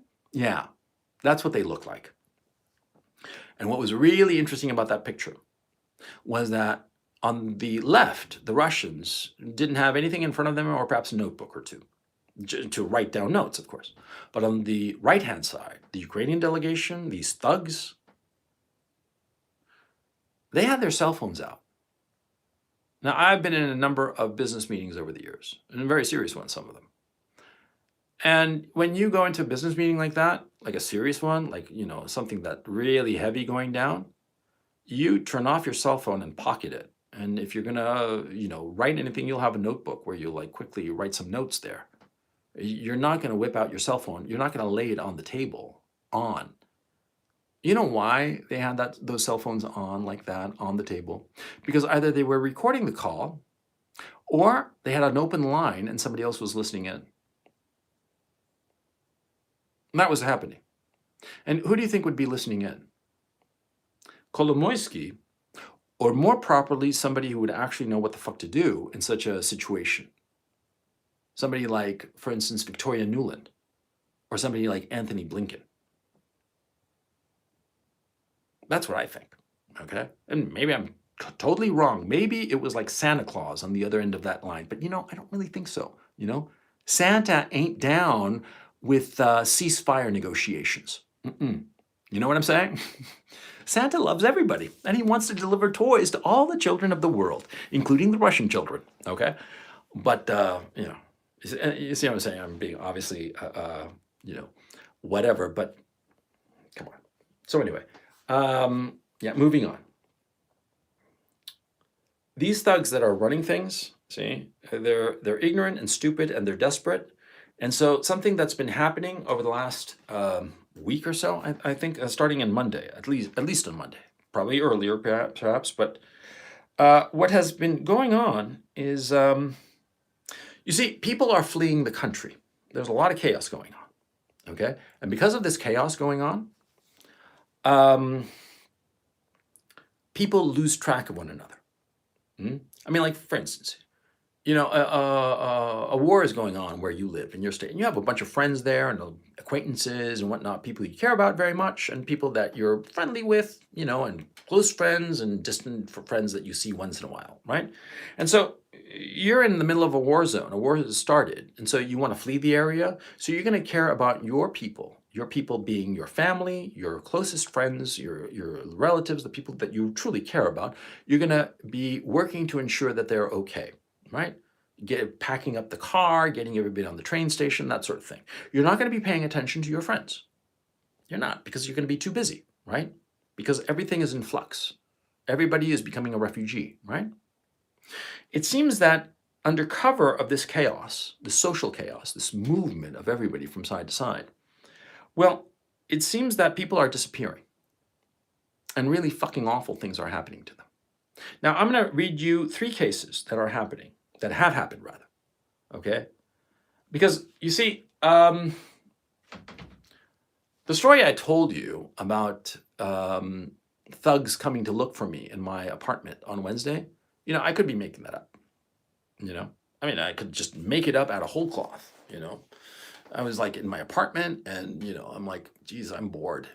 I need some attention. How do I get some attention? I know, I'll make up a story. Oh, yeah. Okay, so it could be that. So let's pretend that I never told you this story, that what happened to me. Instead, I'm going to tell you a different story that is backed up by links, by citations. Yes. Citation, please. Yes, we have some. Let me read you the headline. This is from the Daily Mail, the Mail Online. This was published on the 3rd of March, 2 days ago. Okay? Let me read you the headline. Pro-Russian mayor of city in eastern Ukraine who welcomed Putin's invasion is found shot dead in the street after being kidnapped from his home. That's a real fucking headline. They snatched this mayor, Vladimir Struk, who is the mayor of the city of Kreminna, and they snatched him from his home. And a day or two later, he was found shot through the heart in the very center of Kreminna. They dumped his body in the middle of the city. Now, of course, when you do something like that, when you assassinate a mayor and dump him in the middle of his own city, that's to send a message of shut the fuck up, don't fuck with us, don't say anything that we don't fucking like.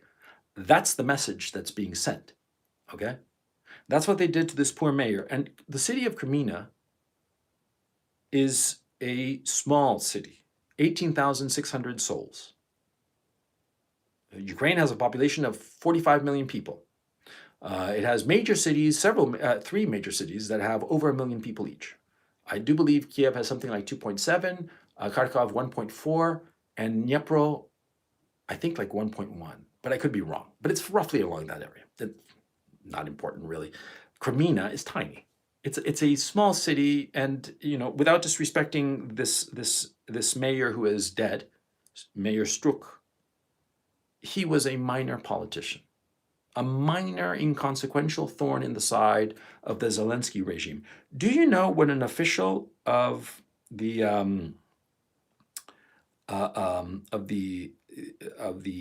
Zelensky regime said? An advisor for the Interior Minister of Ukraine, Anton Garushenko, alleged that Mr. Struk, quote, was judged by the court of the People's Tribunal and called him a traitor. This is an official of the Interior Ministry of Ukraine who was celebrating the assassination of the mayor of Kreminna. That's not normal. That's not how a normal government operates. This is bullshit. This is fucking gangster shit, and not gangster in the cool way. Oh, you look so gangster in those sneakers. No. This is in the gangster fuck you up and crucify you kind of shit kind of way. Yeah, that kind of gangster, which is the Azov battalion has done that, by the way. They have literally crucified people. They have literally tortured people, nailed them to a cross, and hoisted up that cross and videotaped it. I've seen it. I was so fucking horrified. I was like thinking, motherfucker. And of course I'm thinking that might happen to me. Fuck yeah, who wouldn't? And that kind of move, that you do that and then you videotape it and distribute that videotape, it's just an intimidation tactic.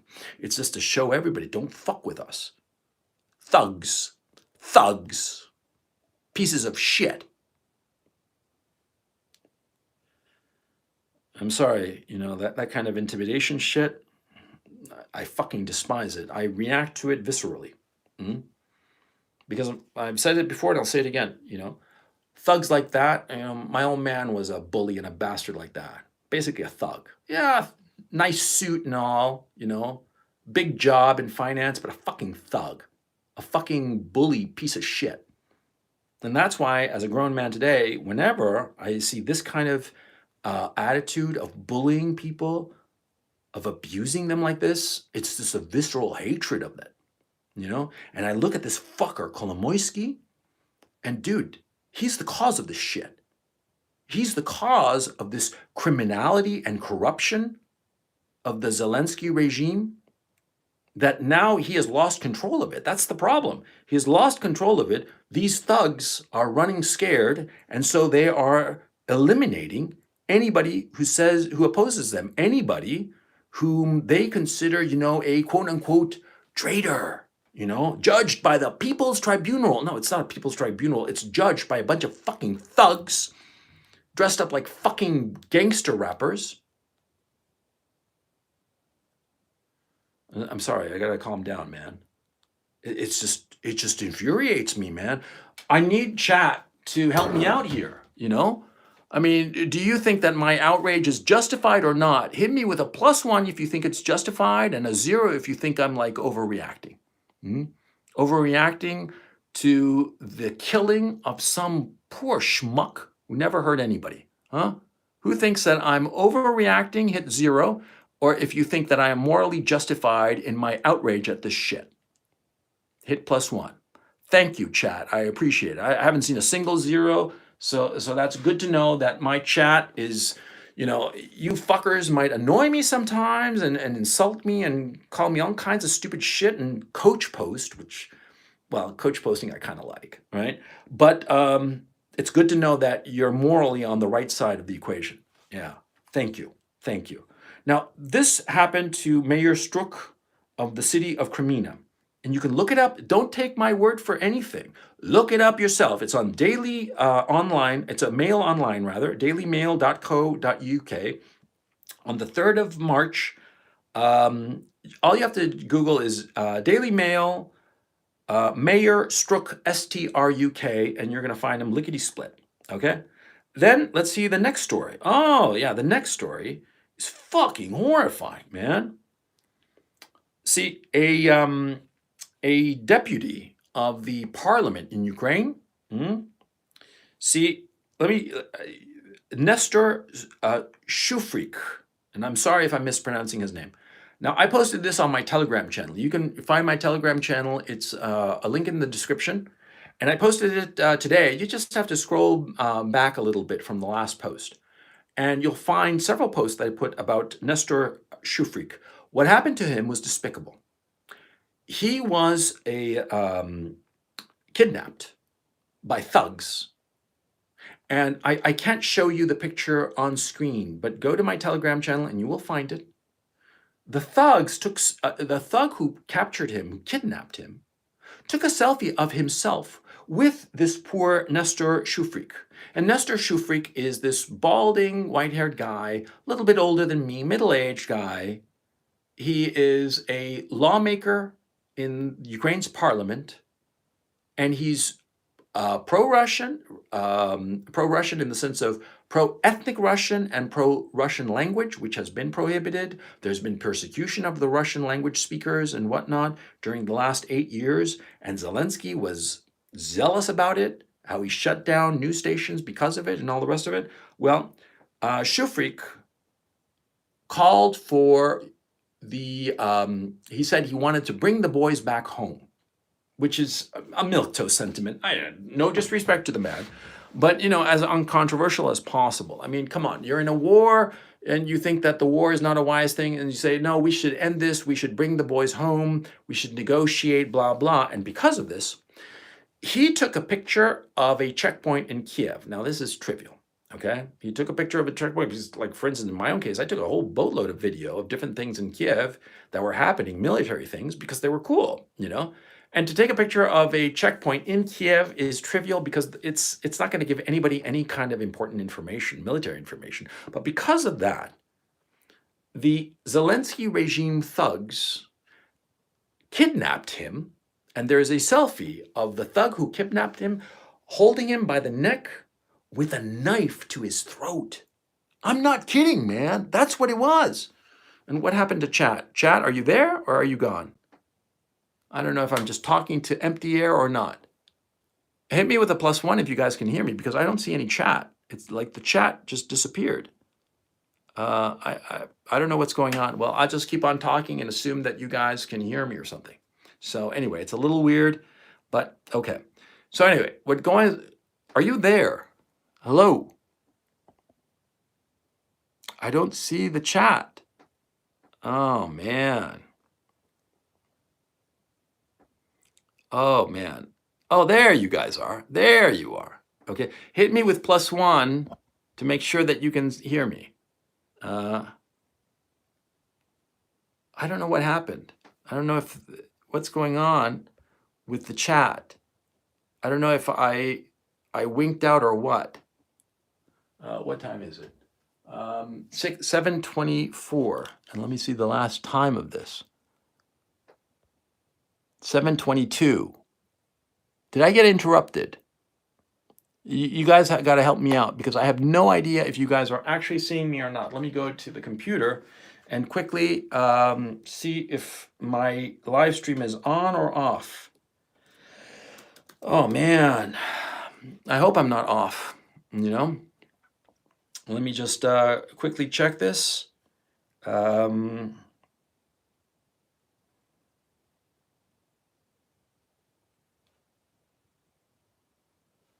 Wait.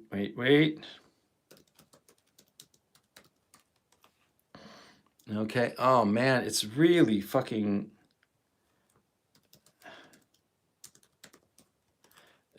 because I have no idea, I have no feedback from you guys as to whether you're actually following me or not. And so it's, wait a second here. Oh, great. So let me just mute this.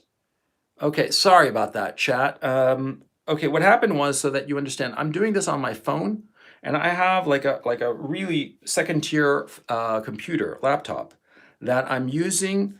It's just for writing, okay, and basically. And so, yeah, I was like, too many lies from the serpent. That was last comment.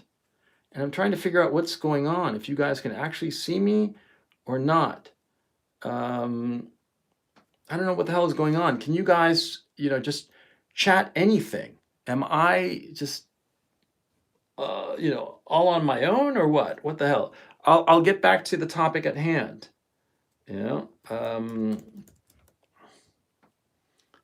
Okay, this is really weird.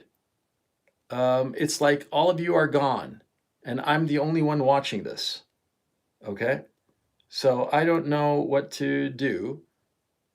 So fuck it. I'm just going to keep on going, and I'm going to talk, and maybe you guys will catch up, or maybe something will improve in this very bizarre situation. I have no idea what the fuck is going on.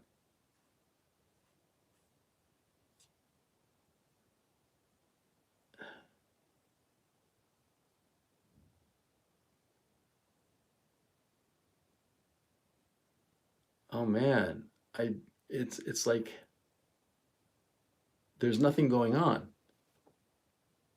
This is just really, really fucking bizarre.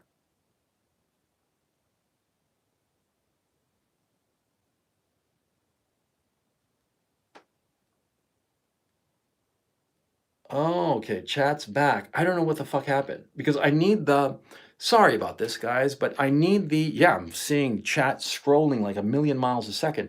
I need this interaction, this feedback, to know that you're actually there. And so I didn't know what the fuck happened, okay?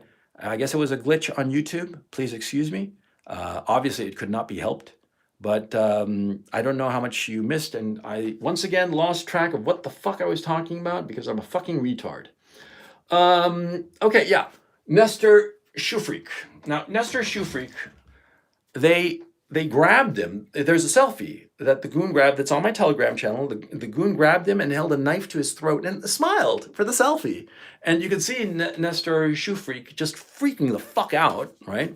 And then later, there is a video that I also posted on my Telegram channel where a USB officer, no, SBU officer basically abuses him and maltreats him. The SBU is the Ukrainian version of the KGB. The KGB is, of course, like the really nasty guys, right? And the SBU officer just rails at him, and what comes out of the railing is that this Nestor Shufrik, all he was saying was that he wanted to negotiate and bring the boys home because he wanted to avoid needless death, which is perfectly respectable, a perfectly respectable opinion or belief or desire. Certainly a desire that I have. I don't want anybody to die, but anyway. Let's not talk about that. Let's talk about what's going on here. See, this guy is, there are several pictures of him where he's being threatened with a knife to his throat, where he is blindfolded, like some sort of like hostage. These goons, these thugs, kidnapped him, wrapped him up, trussed him like a turkey, and then delivered him to the SBU. And the SBU interrogated him and charged him and claimed that he was a mole, a Russian mole. Huh? Yeah, that's what they're doing. And here's the next one. And this is from Interfax, okay? As squeaky clean as you can get it. SBU kills member of Ukrainian delegation at talks with Russia on suspicion of treason.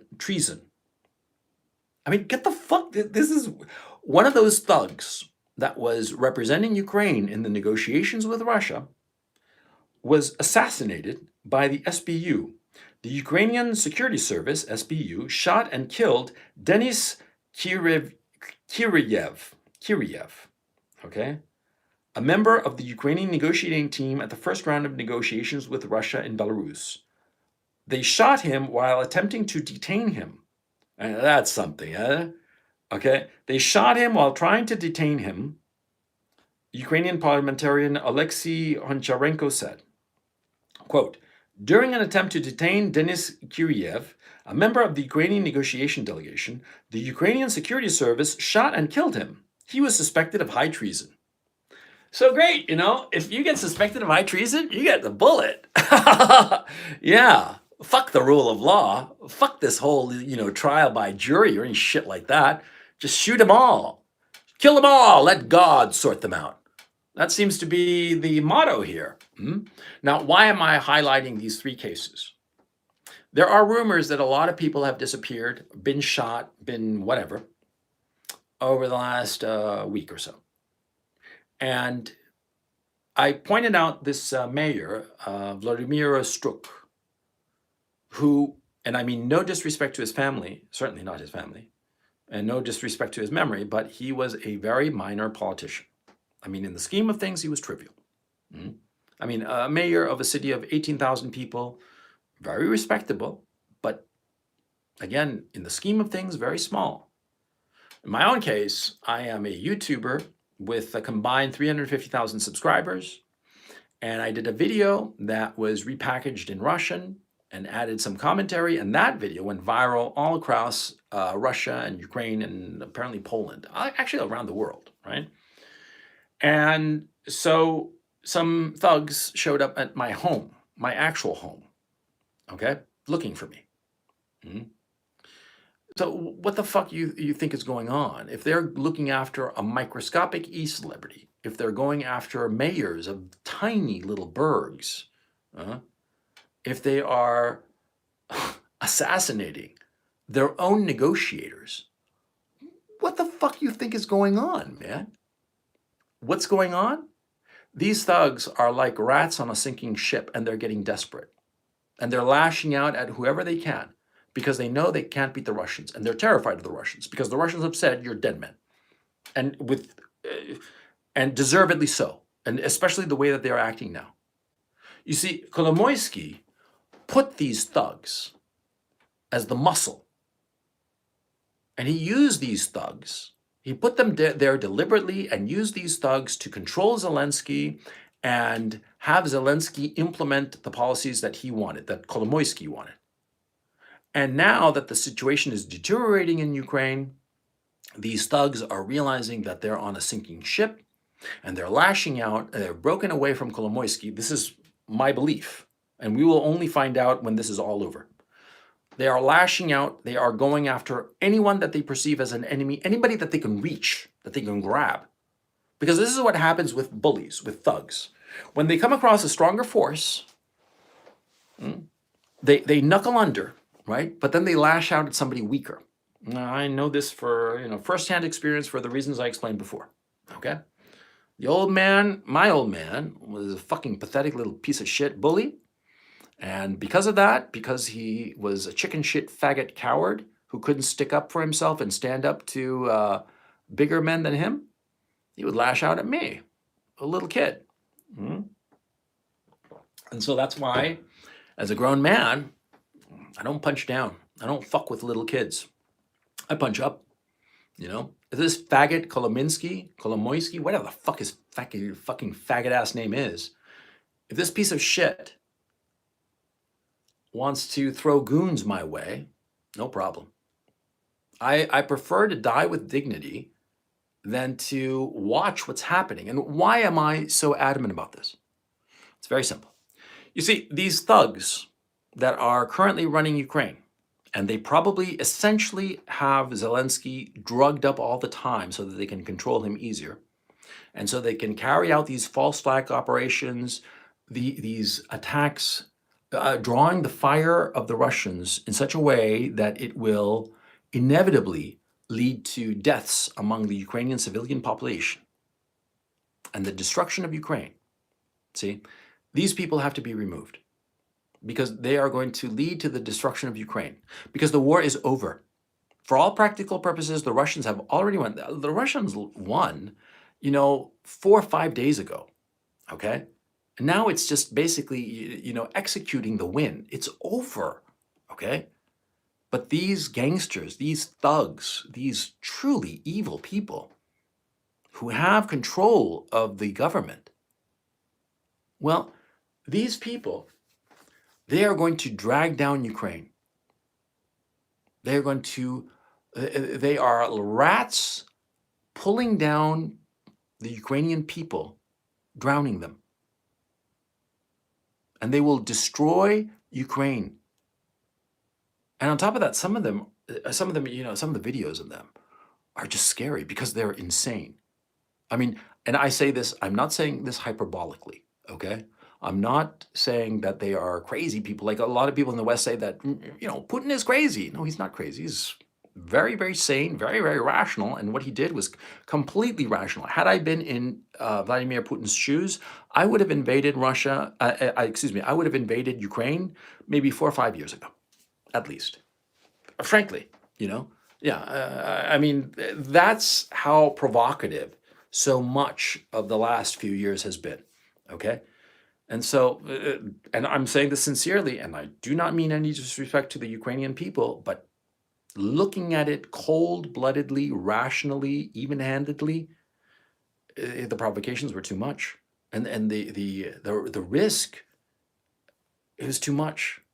And so anyway, what's going on now is that these thugs, they want to prolong this war as long as possible because as long as the war is prolonged, they survive. And of course, to prolong this war, it puts civilian infrastructure at risk. The cities of Ukraine will be shattered. The people of Ukraine will flee or be killed. This will be a disaster for the Ukrainian nation. The war must end as quickly as possible because it's over. The war is over. It has been lost. And the fools in the West who keep cheerleading this war, who keep saying that, keep on fighting, I stand with Ukraine, you are encouraging people to continue fighting in a war that they cannot win. And we have seen what happens when people surrender to the Russians, like what happened in Kherson. The city of Kherson, a major city, a major port, surrendered to the Russians. And what did the Russians do? They let the city of Kherson continue raising the Ukrainian flag. They did not remove the mayor or any of the bureaucrats in the city. They organized humanitarian relief, help for the citizenry. Are the Russians saints? No, they did it for a very practical political reason, because they do not want to alienate the Ukrainian population.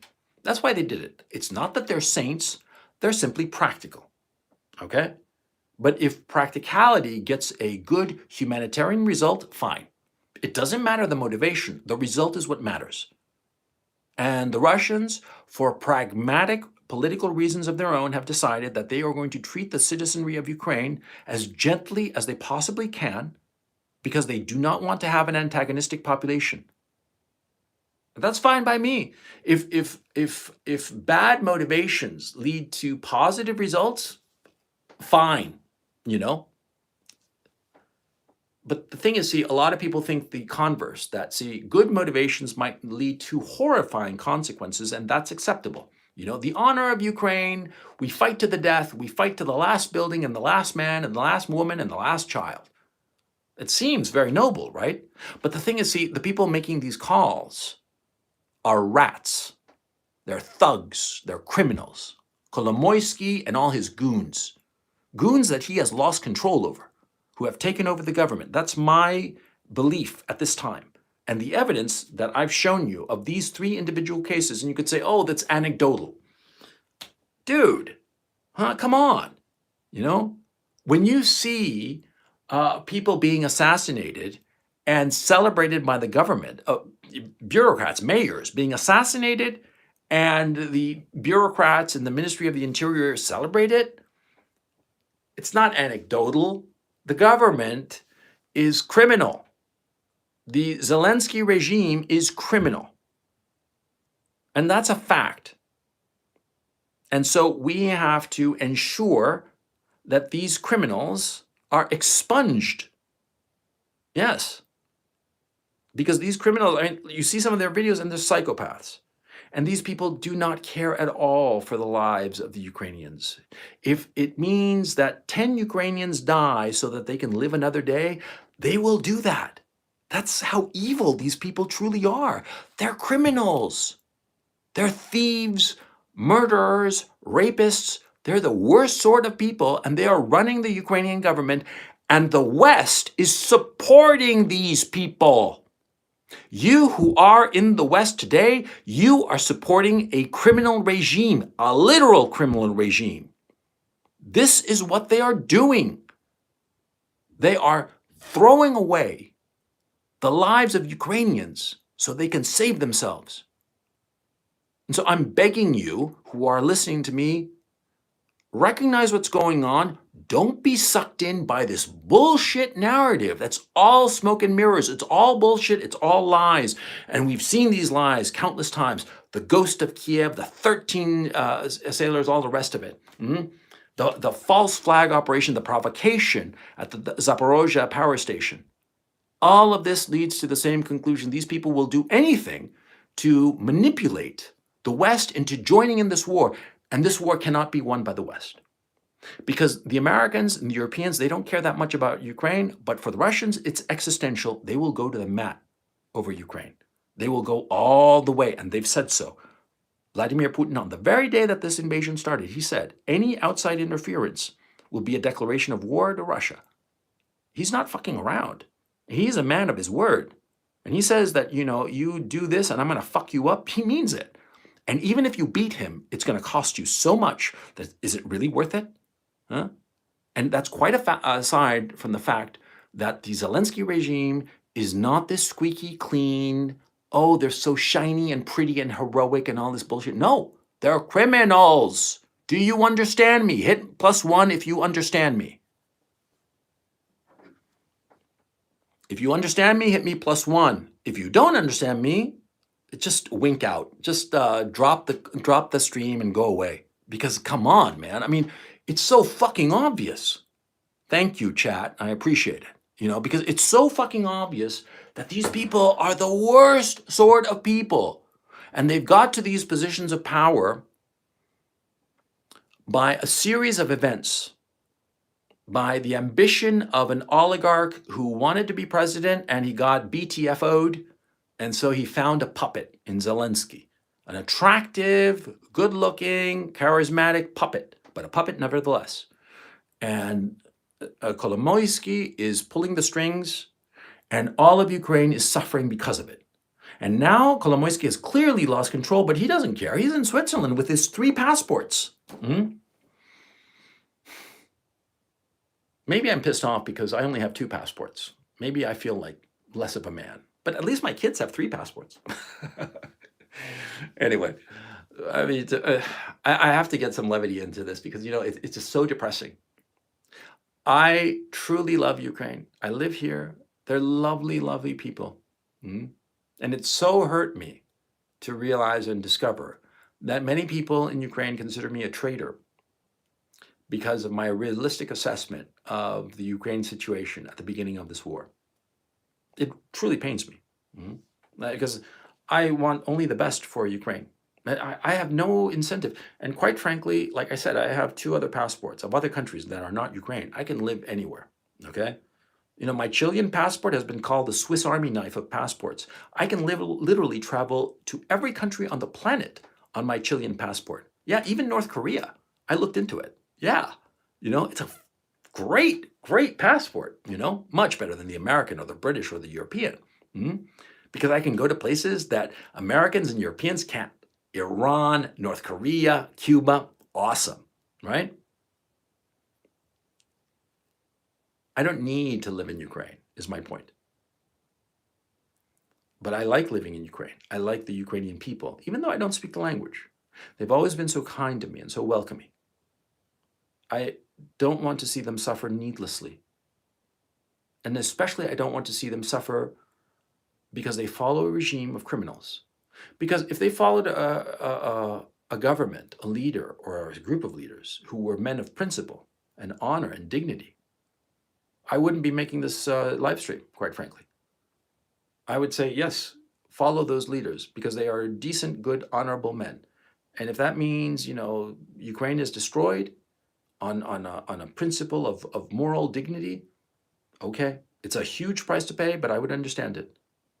But my terror is that Ukraine will be destroyed just to salvage some criminals, which I think is the worst fate imaginable for a nation, for a people, to suffer needlessly for criminals. And the empire of chaos, the empire of lies, the United States, is encouraging this, encouraging the prolonging of this conflict needlessly. I have children. If something happened to one of my children, my soul would die and never recover. I know that without a doubt, okay? I think of a parent of a Ukrainian soldier, some 19-year-old boy, full of promise, full of life, to think of him dead in a ditch. And I've seen such videos and such pictures. And it just breaks my heart. I mean, I look at them and I want to tear my eyes out. I want to pull my hair. I want to scratch my face off. It's horrifying to see a young man dead for no reason whatsoever. It's horrible.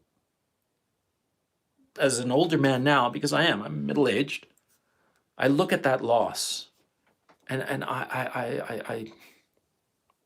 it's a loss that cannot be articulated. I cannot explain how horrifying it truly is.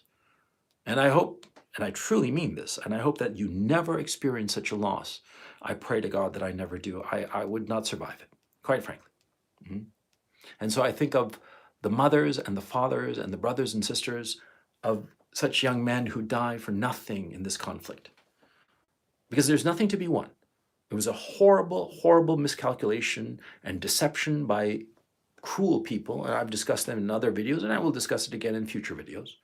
But I want you to understand that my intention is to avoid needless destruction and, most of all, avoid needless loss of life, especially of the flower of a nation.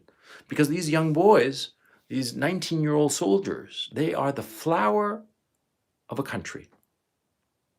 After World War I, France and Great Britain never truly recovered because they lost the young men of industry and energy and intelligence and talent. They were all thrown away, their lives thrown away in the First World War. And those 2 countries never recovered. And Germany, as we see now, has never recovered from World War II. And Russia itself was severely damaged by World War II. And it'll be something if it manages to survive over the next 70, 80, 100 odd years. Yeah, because it really is slipping. Mhm. And Ukraine, let's not even talk about Ukraine. The terrible tragedies that have befallen Ukraine. The three famines, because it wasn't just one. Everybody remembers the famine of 32, 33, but also the one in 21 and 25. Mhm. Ukraine has suffered horribly. And to suffer again, a needless, prolonged war, something like Syria or Libya or Iraq, years, perhaps even decades of endless conflict that just destroys the entire country and kills off all the talented and good people or drives them all away. I want to avoid that. I don't want that to happen. I don't want that fate to befall Ukraine. If that makes me a traitor, if that makes me a Quisling, if that makes me a Putin apologist, fine. But that's my motivation. And that's why I did this live stream. And I'll continue to do live streams on this channel. Please subscribe to it. But I want you to understand my motivations, to understand it very, very clearly. I'm very serious about this. This is a hill that I'm willing to die on. And you who are my audience, I know that most of you are in the United States, in the West. And so take what I've told you. Don't believe what I said. Look it up. Look it up for yourselves. See if what I'm telling you is true. See if I'm lying to you. Look it up. Make up your own minds. And tell other people. If each of you tells just one other person, soon enough, they will tell other people and hopefully wind down this war. Because my terror, too, is at this time that this war, this invasion by Russia of Ukraine, might widen and become a horrible, horrible cataclysm for us all. Okay?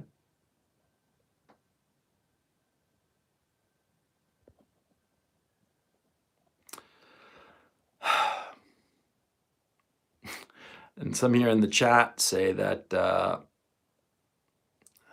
$25,000 in Bitcoin for Gonzalo Lira's location in Kharkov. I'm only worth $25,000? Jesus, man. I thought I was worth more.